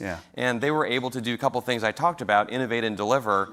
Quickly, they were able to provide their solutions in a way that, frankly, the competitors couldn't do. That second wave happened about 10 years ago. And I think, in that instance, you saw the beginnings of much more private capital coming into the space. And I think they saw the success of some of these early players and recognized that if they were able to innovate and deliver and be flexible, they could also be successful. And by the way, the customer also started to contract differently. We saw DoD non-FAR 15, a decade ago was 2/3 of the spend, and today it's only about 1/3. NASA was even further ahead, right? They were about 2/3. Or 1/3 about 10 years ago, and they've been even further ahead. So I think the third wave that we're in today, there's about $27 billion of private capital that's come into the defense ecosystem. That's up 8% from last year, but I think the momentum is truly there, where you're going to see even more innovation rewarded by the customer. In that third wave, what are the emerging what are you most excited about? What are the emerging technologies? Well, I have a long list of 18 that I'm going to pull out, and we'll go through them all. But so we've actually studied this, and there's a lot of lists out there, right? I think 10, top 20, et cetera. I think for us, though, what's really important is how the industrial base can attack these tech disruptions. So we think about them in terms of early stage. So this is really hard tech. This is quantum computing, et cetera, where really only the government can sponsor that. This maturing tech, though, is kind of our second bucket. And this is technology that's out there that's we're seeing, but it's not quite defense ready. So this is like quantum sensing, it's small modular reactors, and these type of things. The third one is what we call scaled commercial solutions. And this is where you see AI, et cetera, those types of things where we're doing it at scale in the commercial markets, but it's not yet in... You need to translate it to the not yet in the defense markets. And the amount of capital it's going to take, by the way, and transformation, both within the customer as well as in the defense industrial base to do that, and I think Chairman Gallagher talked earlier this morning about talent, is going to be really important. Right, and instead of like gee whiz type things, these are large buckets of technical innovation, I think, that Totally. you're looking at here. Exactly, and I think the way the industrial base attacks those and who in the industrial base attacks those is a little bit different. Well, then, but that comes into the next question here. Like, these ideas are great if they're just floating around in the air. How do you deploy them in a way that can be used on the battlefield? Like, how does the industrial base rise and respond to that? Yeah, it's interesting, and some of this has been written recently in the press. About 40 years ago, we had a very different industrial base, and Undersecretary LaPlante just talked about the different conditions that we had back then. That defense industrial base was very diverse, right? You had a lot of commercial companies that had defense divisions. In the intervening, time, we've come down to these defense specialists, right? Yeah. And so, you think about how do we expand that ecosystem? We're still workshopping the name, right? But is it defense industrial base 2.0, or is it a whole of government, a whole of industry type approach? We're trying to figure that out. So if you have any good names, let us know. But I think there is this whole concept of how do you not only leverage those defense specialists, but how do you also, and the defense tech startups that are out there, but how do you bring in the hyperscalers? How do you make defense an attractive place to be for all of those at-scale technologies that we see elsewhere, but not necessarily yet in Well, you're the consultant, defense. so what's your advice to them? Like, what's the tips Right, you so give of to the course, industrial base yes, to figure this out? Or do they have to retain you no, first? No, I got to retain my. Well, it's interesting. With almost all of our clients, though, I don't think this is what I would say is the advice doesn't really track for one group or another. I think this whole concept of being bold is really important, right? I mean, we need to try new things. We need to move faster, and you hear that a lot. But I think we've seen that rewarded in many of the tech startups that you see here today, et cetera. I think this whole concept of also moving quickly. I think this is really important, and shortening the cycle of how and when we sort of do things. I think also, though, for these hyperscalers, et cetera, to want to be in there, they need to get to know the customer, frankly. I think that sometimes they have great ideas, and they're idea forward or capability forward. We need to make sure that there's a customer back view on that. Yeah, that's great. We're about to get the hook here. Everyone was in on one fun thing at Axios. You mentioned you're a U.S. Air Force veteran. Yes. You're also an MBA. Tell us the room you used to get that MBA thanks to the Air Force. Yes, I did my MBA. This is very interesting, right? On VHS tape, probably half the room doesn't know what that is anymore. I did it on VHS tape, underground in the high plains of Wyoming, and when I was on nuclear launch alert at in the night, bunker, there was nothing happening. It was very quiet, but I did it all there, and it was a pretty interesting experience. And Auburn was great for any Auburn fans that are out there to be able to let me do that 20 years ago. The peace and quiet behind a 10-ton blast door. That's exactly right. You can't find better, other than alarms going off periodically. You can't find a better place to concentrate. So that's awesome, Ryan. Thanks so much for being here. Huge thanks to McKinsey and company for helping make this possible. Stick around. We're going to get Colin back up here. Great. Thanks. Thanks, Nick.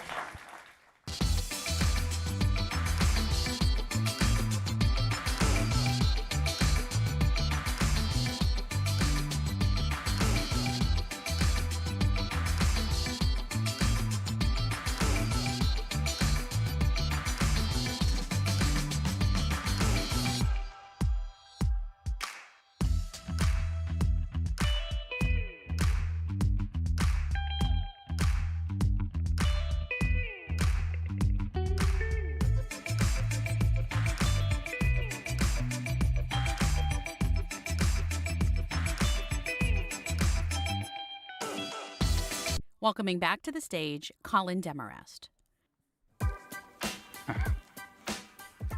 I'm getting my steps in today. Our next guests have spent a majority of their careers pushing policy reform in the defense world. Please welcome to the stage West Exec Advisors co-founder and managing partner Michelle Flournoy and former House Armed Services Committee Chairman Mac Thornberry.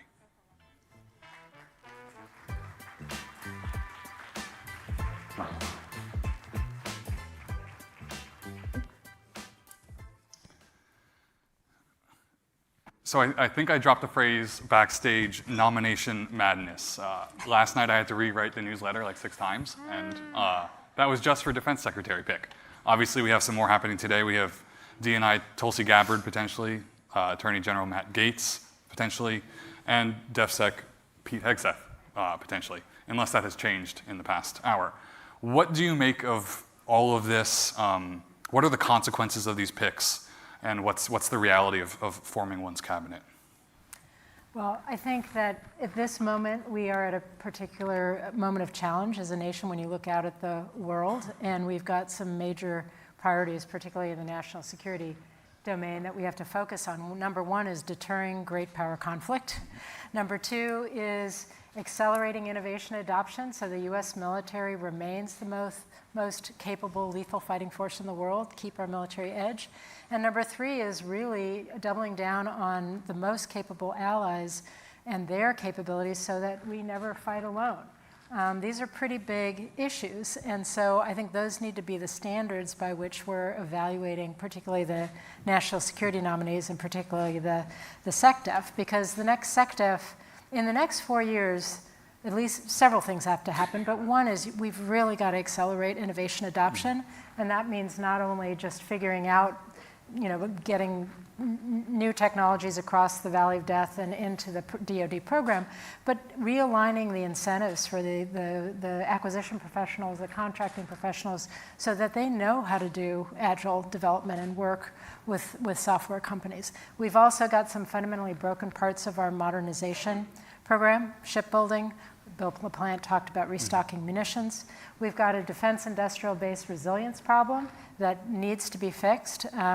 And we've got some work to do in terms of recruiting and developing and retaining the talent, particularly tech talent, we're going to need for the future. So these are big problems. So we need a nominee who's got, no kidding, deep experience in government, in driving change in a large, complex organization. DoD is probably the biggest bureaucracy in the world, certainly one of them. This really matters because how this shakes out and whether those things can happen over the next 4 years could determine the difference of whether we succeed or fail in deterrence. So the stakes are very, very high, and I would hope that the US Senate would use those kinds of criteria for evaluating some of these candidates. Mac, I'm going to pull the Congress card on you. What do you think is running through the minds of our lawmakers, and what are those stakes, to Michelle's point?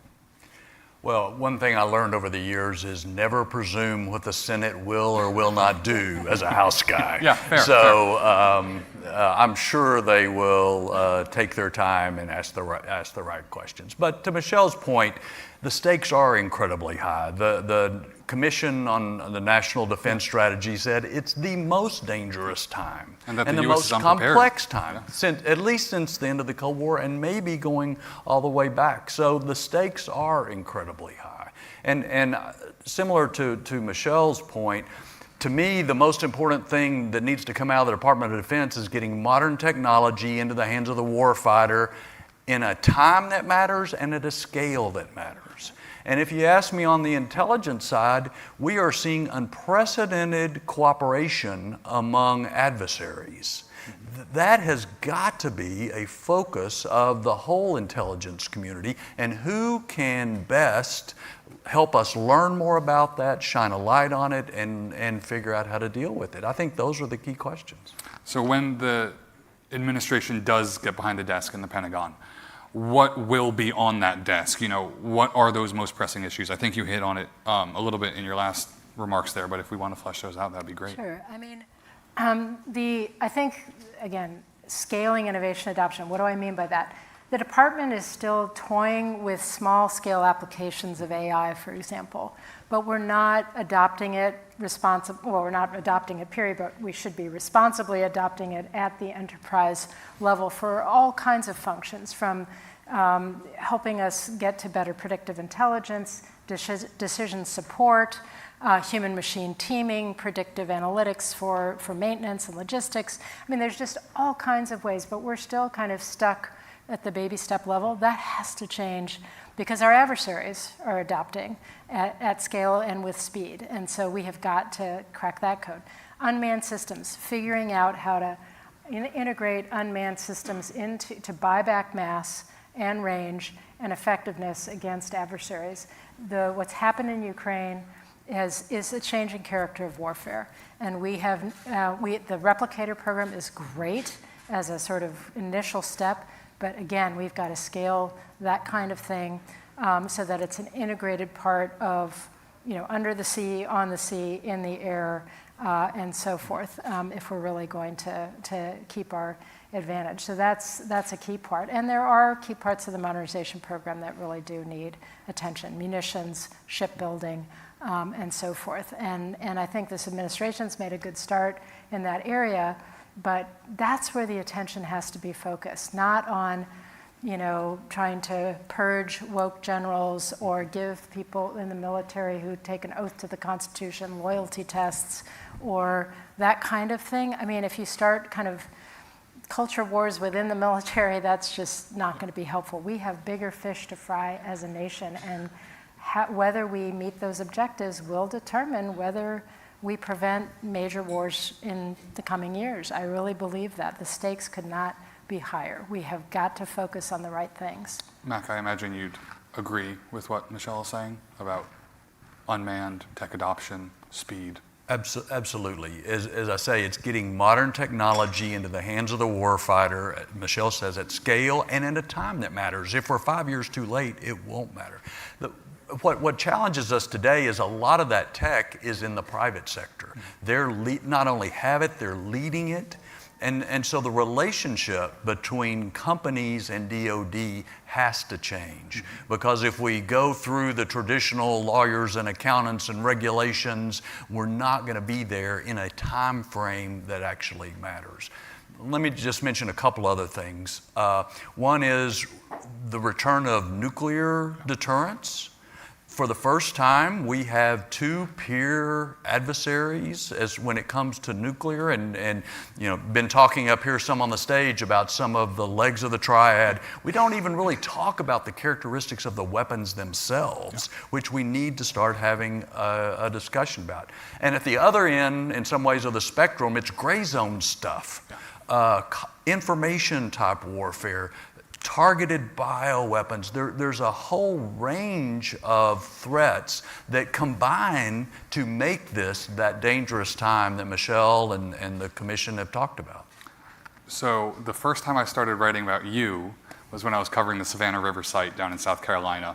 The mixed oxide fuel fabrication facility turned into the plutonium, I forget, PFFF, something like that. I forget. It was a lot of F's in the acronym. People don't, I think, appreciate the NNSA side of the nuclear weapons art, right? Like pit production is way behind schedule. Right. It's not going to hit that 2030 mark for W87-1, I believe.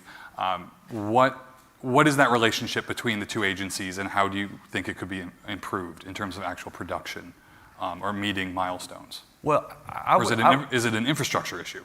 It is partly an infrastructure issue because we haven't built new weapons in so long. But I would even take a step back from that. We have not even allowed ourselves to think about the characteristics needed of weapons to deter two adversaries who have much more modern weapons than we do.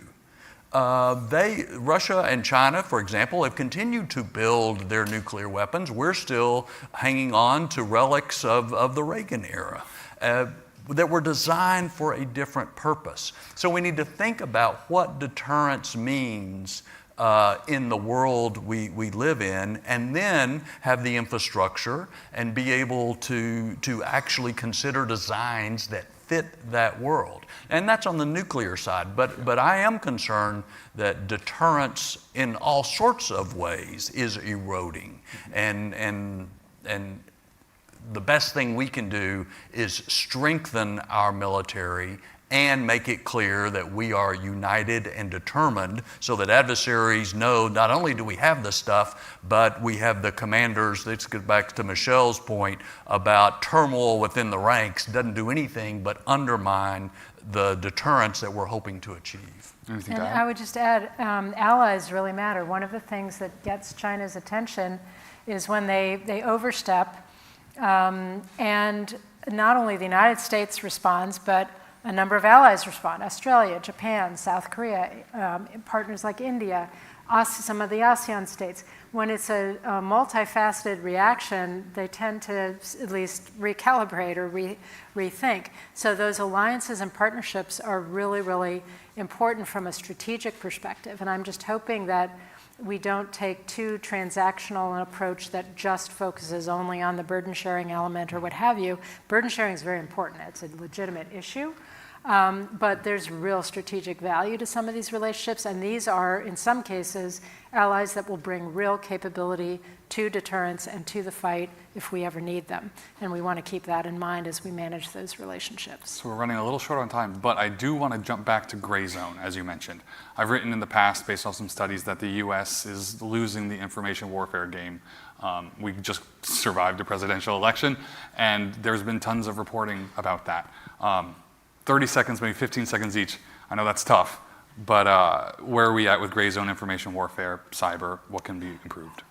I think we're doing reasonably well on cyber defense and offense, but in the information space, I think we need a digital version of USIA. I mean, we need a 21st century effort that is really focused on combating false, misinformation, disinformation, particularly when it undermines our interests. And we don't have that team, we don't have the resources, we don't have the organization, the concept. We need to build that.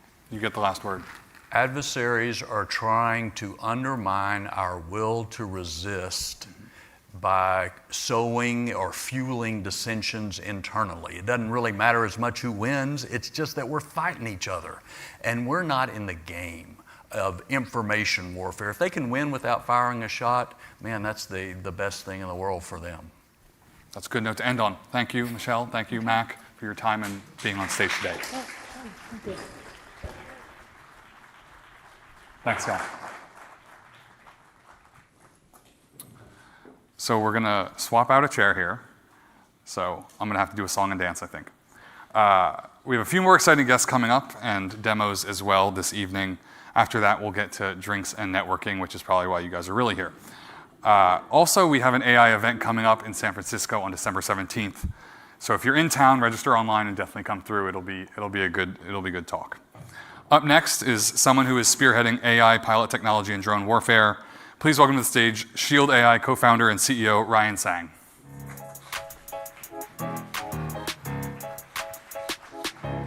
What's up, man? Thanks for joining us tonight. Of course.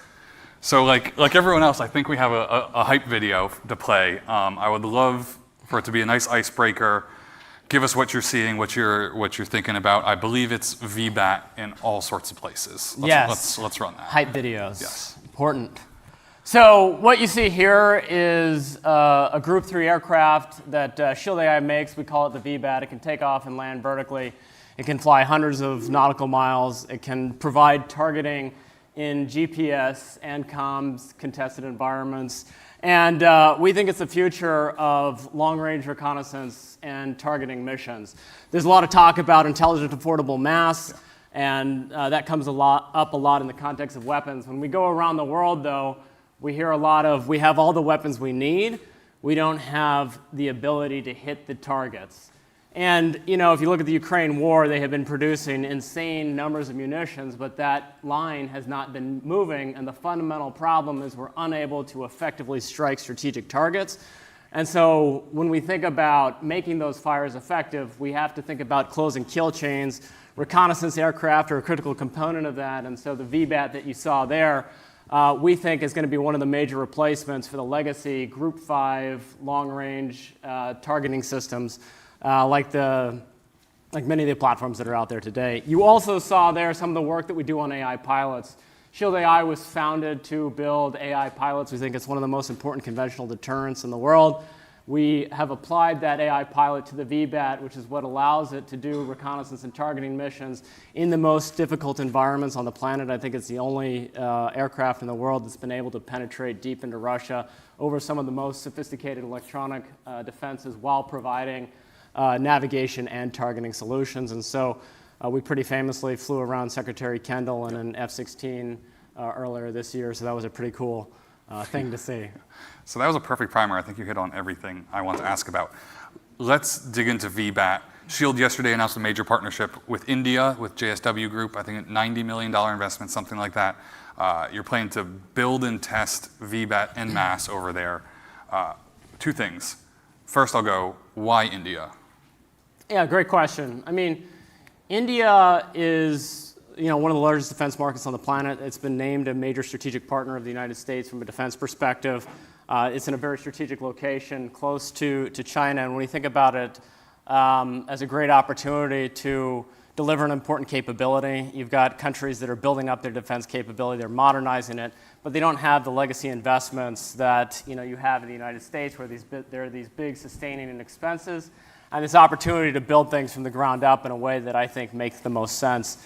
And so when they were thinking about their long-range reconnaissance and targeting capabilities, something like the VBAT, which is about 1/40th to 1/100th the cost of the very large systems that provides 90% of the capability, it's something that made a lot of sense for them. We're very excited about the joint development capabilities there. I think if you were to clean sheet, a partnership, starting today, and you want to leverage some of the best talent in the world for people that think the same way, I think India is a very natural partner. A strong and growing economy, a deep bench of engineering and software talent, and so we're very excited to work together with our partner in the region, JSW, which is one of the largest conglomerates in India. And then the kind of like foreign policy follow-up there is, what does this mean for the very precarious and I'd say precious relationship between the U.S. and India? I mean, it's China's neighbor, effectively. I mean, I think that they can be one of our strongest and most effective partners in the region, and certainly you've heard discussion about it. We're excited to be collaborating from an industrial perspective because, look, I think that we will be able to build better capabilities jointly. They have an intent to move fast. They help provide economies of scale for a lot of the work that we're doing. And we're just hoping to put some wins on the board that hopefully creates momentum for other partnerships and opportunities to strengthen the alliance and improve security in the region. Are you eyeing any other countries? Or would you like to be in other countries? We do work around the world with U.S. allies. I mean, I think that if you look at the problems in the Pacific, they're very similar to the problems in Ukraine. And like I said, like the drumbeat around the world, plenty of weapons, no ability to do targeting. And when you think about deterrence, you need the other side to believe that those weapons are actually going to hit them. And when they don't believe that those weapons are actually going to hit them, you're not really achieving much of a deterrent effect. And we have, I think, catastrophically too little targeting capability in the United States and allies around the world. Certainly we have some very high-end capabilities, but when you think about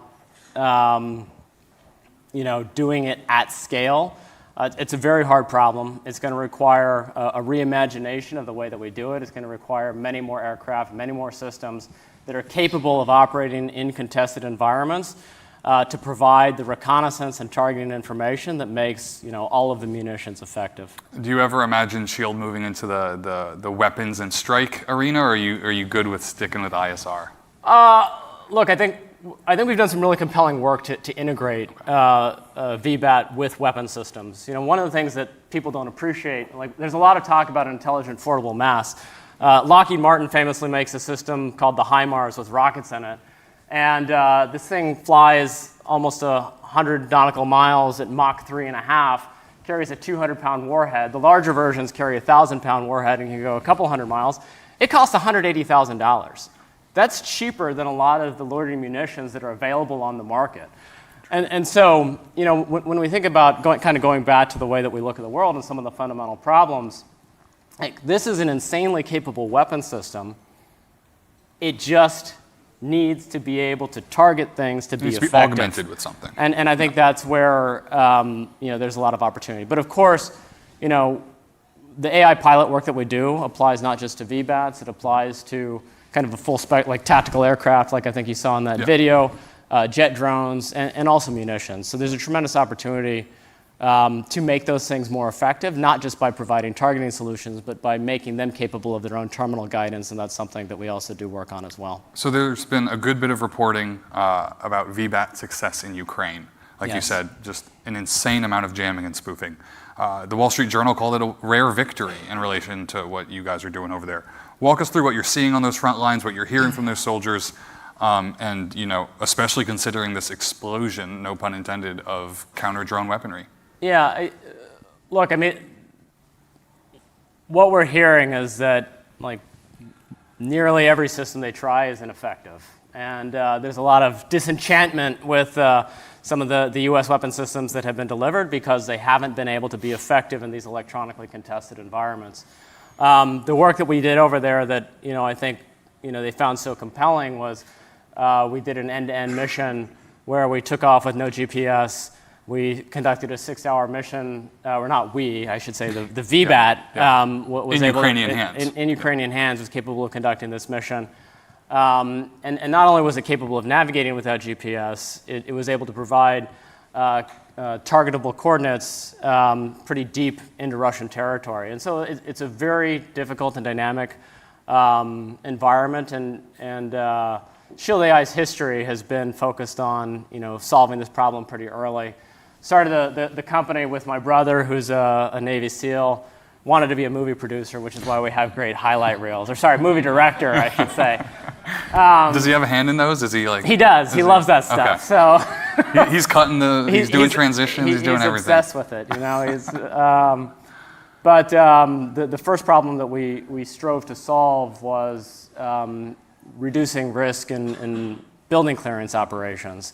And so the first product that Shield AI ever built was an autonomous quadcopter that can go into buildings and search for threats. And that kind of necessitated solving the GPS-denied navigation problem in difficult, dynamic, dusty environments. And we were able to basically take that capability and bring it to larger aircraft. You mentioned quadcopter, so that's a good segue. You want Hive Mind, the digital pilot, for all intents and purposes, to fly on anything and everything. You guys have said That's that.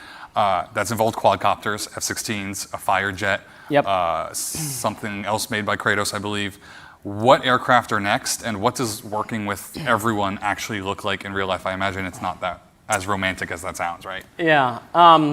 I can't talk about what aircraft are next, but I can tell you that, yes, we have the aspiration to ensure that every system that the US and allies have that matters has an AI pilot on it.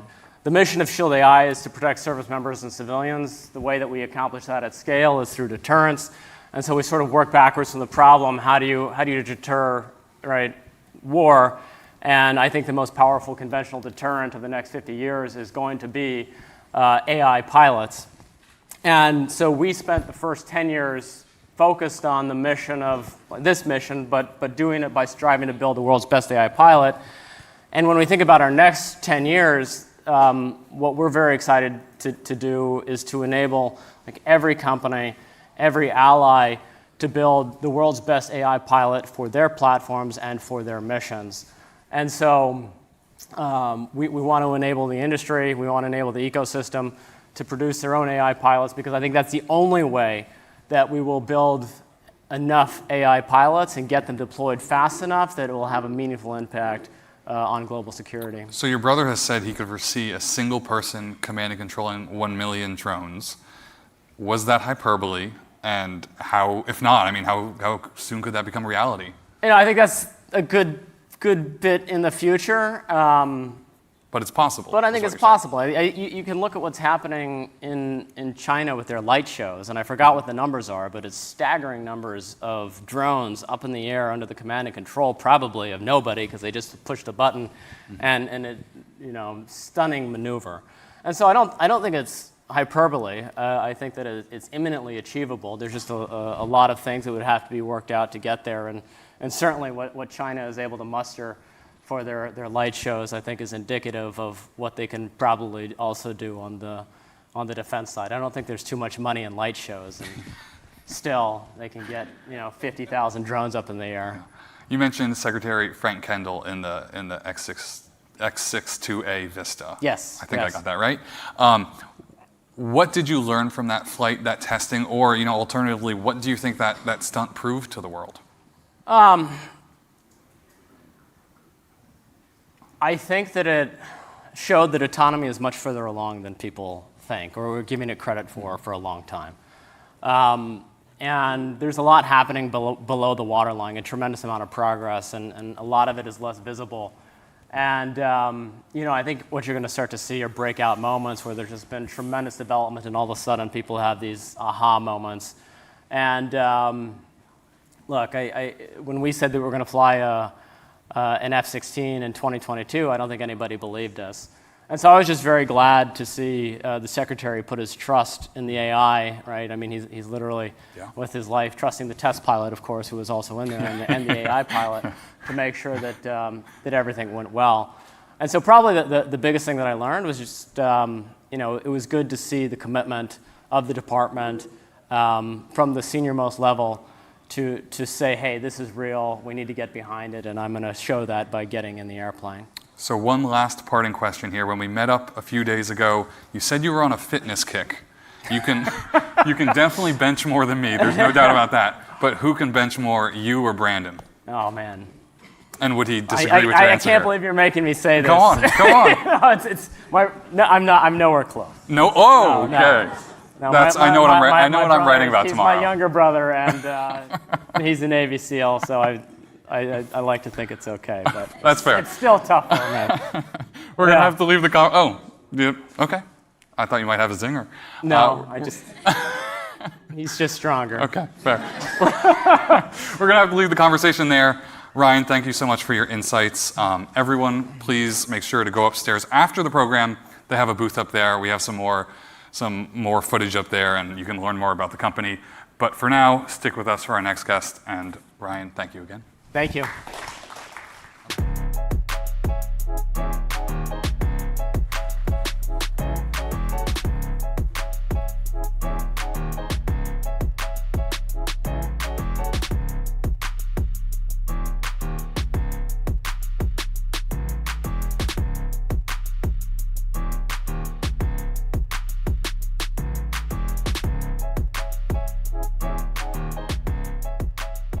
Welcoming to the stage, Axios political reporter and author of the new Hill Leaders newsletter, Hans Nichols. Okay. Thank you very much. I almost jumped the gun out here. I was so excited to come up. My name is Hans Nichols. I cover politics for Axios. Quick plug before we get started here. We've launched a new newsletter. It's called Hill Leaders, and we're just going to be focused laser-like on Capitol Hill and the leaders. You can't imagine that we wouldn't have anything to write about this evening, so I'm feeling a little bit guilty about being in front of you here, but I have a great guest. Kind of served as a Navy SEAL, currently a member of House Energy and Commerce, House Intel Committee, and I think we all got to know him a little bit more through his grace and humility on that Saturday Night Live performance or appearance. Please help me in welcoming Congressman Dan Crenshaw from Texas. Thank you, Congressman. That's awesome. We're 8 days from the election. A lot's happened. We've got a lot of names. You're not in the Senate, so I'm not going to ask you about any particular names unless you want to weigh in on anyone. Nope. Okay. One name, though, is Mike Waltz, a friend of yours, a colleague of yours in Congress. He's going to be the new National Security Advisor. Yeah. And you guys have a bill to authorize the military force against the drug cartels in Mexico. Yeah. I think it's maybe more expansive than that, or maybe it's just localized to Mexico. Just a threshold question. Does President Trump or even President Biden, should he be so inclined, need congressional authorization to act? That's a good question. Actually, I might argue that he really doesn't. Just based on current law and directives that allow for advise and assist missions. So, because we're not going to war with Mexico. Of course, that was how that bill was portrayed in some circles, and I think opportunistically, just for political reasons. Of course, that's never what we meant. Nobody wants to invade Mexico. But the president, of course, has authority to help an ally, and Mexico, I would argue, is one of our more important allies, considering it's our biggest trading partner south of the border, and also under threat from what I think has to be called an insurgency, and probably one of the more powerful insurgencies that we've ever seen. And that's quite a thing to say. Right. You compare it to ISIS, Al Qaeda. Well, they didn't have drug money coming in by the billions, hundreds of billions. They weren't armed to the teeth the way these guys are. They control multiple states in Mexico. Dozens of politicians and candidates for office have been murdered just this election cycle in Mexico. This is one of our biggest, I would say, tactical threats. If we look at strategic threats, you look at China. That's a strategic long-term problem. Mexico, the Mexican cartels are a tactical threat right here in front of us. So that's where that AUMF came from, if anything, to draw attention to it. Now, does the president have authority to put more resources there right now to help the Mexican military? Of course. But all this is they haven't wanted it, though. That's the problem. Right, and all this is predicated on sort of the Mexican government reaching out to you and having some sort of authorization, some sort of agreement. Yes. It's a similar question. Does the president have the authority to do anything if Mexico doesn't accede to it? Yeah, I mean, so you might need an AUMF, but the president, of course, has the authority constitutionally to defend the United States. So, for instance, if there was, if cartels went on the offensive and and took on American interests, say attacked our embassy even, or which they actually have done. Or went further than that and did more cross-border operations. Yes, the president has constitutional authority to defend the United States and actually take military action. Well, how are you doing on bipartisan support? And what do you feel like you need to get sort of Democrats to join you? And there obviously have been big shifts in the Democratic Party on border, on immigration issues. Have you seen it on your bill? I have to double check this. I think Jared Golden is a co-sponsor of that, but I think we could easily rewrite it. Many Democrats have some understandable concerns that, and it's because of those false headlines that came out about invading Mexico, that this would infringe on Mexican sovereignty. So we would just add a clause in there that says, in no way, shape, or form can this take place without the full cooperation of the Mexican government. And I think that would make everybody very comfortable with it. So you're envisioning more of what we do in Colombia quite routinely. It's exactly the same. Okay. I guess it was last month, we had Claudia Sheinbaum, who was finally inaugurated. How is she doing? Is she recognizing the severity of the threat? Because I think you were pretty critical of AMLO before. Yeah, definitely. I don't know yet. I don't know Claudia Sheinbaum. I think she's kept her cards close to her chest. I'm hopeful by some of the people she's put in her cabinet, who I think speak the right language, understand the threat, and have done a good job. I think she did a pretty good job governing Mexico City. The Mexican City Police Chief, who she put in charge of, I guess what you would call the equivalent of our Department of Homeland Security, is also somebody who I think takes this very seriously. So I think we have a real opportunity here for two reasons. One, the Trump administration is obviously much more hawkish on this issue, overtly hawkish. It's not like the Biden administration wasn't doing anything, but they wouldn't ever talk about it. And I think they wouldn't talk about it because politically, Democrats know that there's a nexus between cartels and immigration. And they don't, and that's an uncomfortable place for them politically. For Republicans, it's not. We know that there's a nexus, and we know we want to target cartels. And so I think President Trump is just going to be much more overtly and rhetorically offensive against the cartels, which is very important. It's important because they have to know we're coming after them. That's the only way you change someone's behavior, that's the only way you establish deterrence, is if they know you're coming after them. And so with what I believe to be a friendlier Mexican administration on this front and a more aggressive American administration, I'm pretty hopeful on what we can do against the cartels. So in some ways you want to send a message, not necessarily missiles. Well, I definitely want to kill cartel members, do not get me wrong. Does that involve missiles? Not necessarily. What it involves is empowering the Mexican military to do it. I want to empower the Mexican military to go on operations and have them have close air support instead of nothing, which is what they've got right now. They spend very little money on their defense. You compare it to Colombia. Let's compare and contrast Colombia. That's an important. You brought it up. That's a really important compare and contrast. They were in a failed state situation in the 1990s, and Colombia is very near and dear to my heart because I actually grew up there. I spent all 4 years of high school in Bogota, Colombia, and that was in the bad times, like 98 to 2002. Full-on civil war with, between the FARC and they got the ELN and there's the government. And prior to that was, of course, the Escobar days and then the Cali cartel. And now all of that violence, all of that power has since moved to Mexico. Mexico is in the same situation that Colombia was in the 90s. The only difference is Mexico is politically has a huge aversion to American involvement in security cooperation, whereas the Colombians do not. They never have. The the Colombians, putting the current president aside for a moment, have always had a very strong security relationship with the United States and welcomed us in. We have constant rotations of special operations there. They ask for something, we try to give it to them. And their country, because I know this country very well, is very, very different than what it used to be. Are they still the #1 cocaine producer? Yes, they are. But the violence in the war has been massively reduced. It is a much stronger and more prosperous country. And and I tell people this all the time, if you can pick one country in the world aside from the United States of America, one country in the world that you could make 10 times more prosperous and safer, which one would you choose? It's kind of an interesting thought experiment. Like, what would you choose? The answer should be Mexico, because that's in our interest to make Mexico the best possible place to be. And I don't know why the AMLO administration doesn't understand that.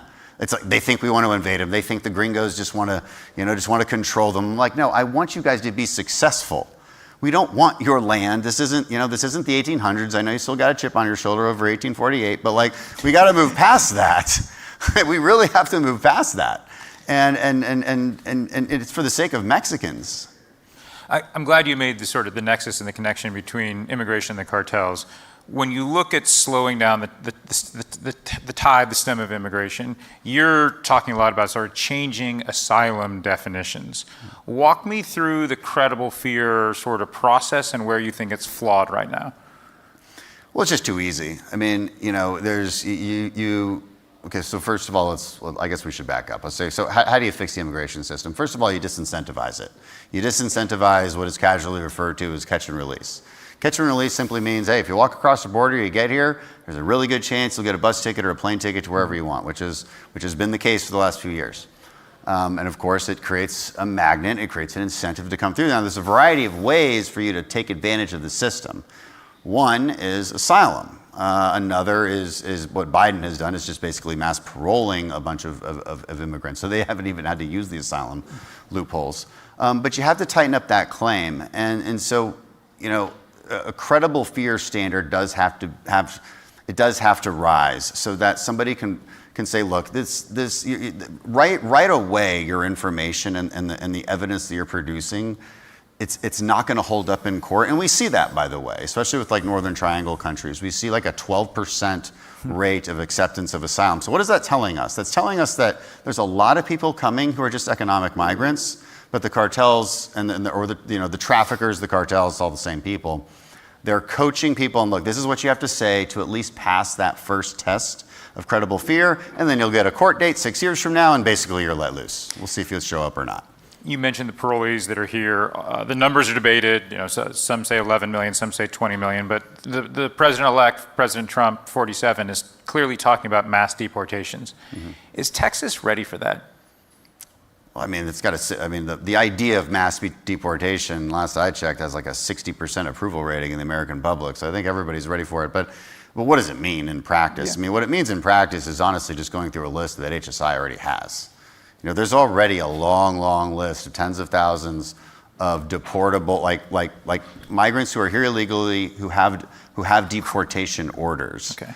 So just functionally, mass deportation, first thing it means is that. It doesn't mean, it's not, I think some people want and those are convicted criminals, those are anyone with a deportation order. They could be criminals, they could just have a deportation order because they crossed illegally and then were found not to have an asylum claim and not to have parole status. There's a lot of reasons you might have a deportation order, but that's ICE's job, is to find those people and to actually deport them. It could mean every once in a while, like a roundup of a certain company that is known to hire like exclusively illegals. It could mean that, but I think a lot of people want it to mean just to scare. And they want it to mean this to scare folks politically. And I think this was the case during the election. Was this sort of door-to-door type of mass deportation? We don't have the resources for that. I don't see that happening. There's plenty of deportation to do prior to getting to that point. So I just don't think anyone should fear this idea. And in fact, I think most people support it, and definitely legal immigrants support it, because a lot of, like my stepmother is one, right? A lot of people we know, and especially in the Houston area is probably one of the most diverse in the country, and A lot of legal immigrants live there, and they did it the right way. They went through the right processes. It took a long time. It's a frustrating process because there's a very, very long line around the world to get into the United States, and they're frustrated that people can just walk across. I think the country sort of shares your frustration. I think we sort of, that was one of the signals that we clearly got, and I'm sure a lot of your colleagues got as well. I would love to talk longer. This has been a great conversation, but I am getting a firm countdown here. So, Congressman, I really thank you for your time. And with that, I think we have one more thing for you, but it's a bit of a surprise. So I'll let someone else do it. Thanks, Congressman. Thank you.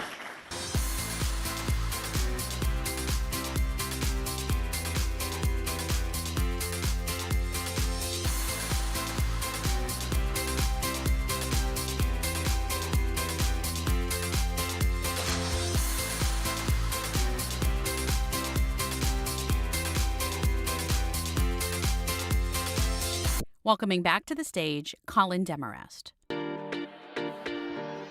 right, y'all, we are in the home stretch here. Last but not least, for our final demo, we're going to see one of the latest robots and discuss its potential applications on the battlefield. Please welcome Ghost Robotics CEO Gavin Keneally. What's up? Hi, Colin. Please take a seat. So Hans just kind of spoiled the surprise maybe, but there's something backstage. We have a friend joining us. What should we expect here in the next maybe 30 seconds? Yeah, so this is the Vision 60 legged robot. You can hear him coming. You can hear it, it's on its way. We call it a QUGV, so it's a quadrupedal uncrewed ground vehicle. So I'll give you a little bit of the highlight maybe of some of the features of the robots. All right, so as you can see, the robot has 4 legs. So legs are a phenomenal way to get over all kinds of different rough terrain. We have legs. We're able to move around really well. Wheels and tracks often get stuck in all kinds of different environments. 4 legs means more endurance, more payload. So the robot can walk continuously for about 3 hours on a charge. It can carry about a 20-pound payload. It's full of sensors. So there's cameras at the front, microphones, speakers, lights at the front, sensors all the way around. And the robots are always trying to maintain their balance through some of our software algorithms. So you can see if I kind of push down on the robot springs right back up. It's kind of responsive and lifelike. There are no mechanical springs in the system. It's all going on through software. So that was one of our big innovations, is pushing a lot of the complexity from the hardware into the software. It's also always maintaining its balance. So I can kind of drag and move the robot around, and it's going to continue to step and maintain its balance so that it can continue to finish the mission and make progress. I'm not going to do it here, but if you take my word for it, if I were to kick the robot and flip it over, it actually will get up upside down and continue to make progress. We can do that. But maybe not on the stage. No. It probably behaves better than my dogs at home, so yeah. I can respect that. How are you guys thinking through man-unmanned teaming, human-machine integrated formations? Like I said, performs better than my dog at home. Robot, dogs sit. Dogs sit, well, stay, come, bark, all of them. How are you thinking through man-unmanned teaming? Yeah, so our North Star with the robot is really, how do we assist the warfighter? How do we prevent them from going into dangerous environments? So there's 2 main types of use cases for our systems. The first is persistent. So persistent meaning the robot actually goes and does relatively similarly things day in, day out. It's actually a dual-use product. So on the industrial side, that could be something like inspection of an oil and gas facility, making sure that nothing is overheating or going awry. On the defense side, it would be something like a perimeter security. So the robot consistently doing that, consistently kind of maintaining that secure perimeter and helping our airmen and airwomen. The other big use case is ad hoc. So these are more kind of one-off missions where the main goal is increase the standoff distance between the warfighter and some kind of source of danger. So it could be EOD, explosive ordnance disposal, CBRN, chemical, biological, and radiation and nuclear threat detection. So we have all kinds of different accessories and sensors that we can attach onto the top of the robot through this interface that we've designed, such that you can expand the capabilities and detect all of these dangers, do ISR with the robot, attach all kinds of cameras and other sensors, such that you're putting the robot out in these really dangerous environments and keeping the humans further back. That's really our guiding principle. Before the event kicked off today, you mentioned something about marsupials.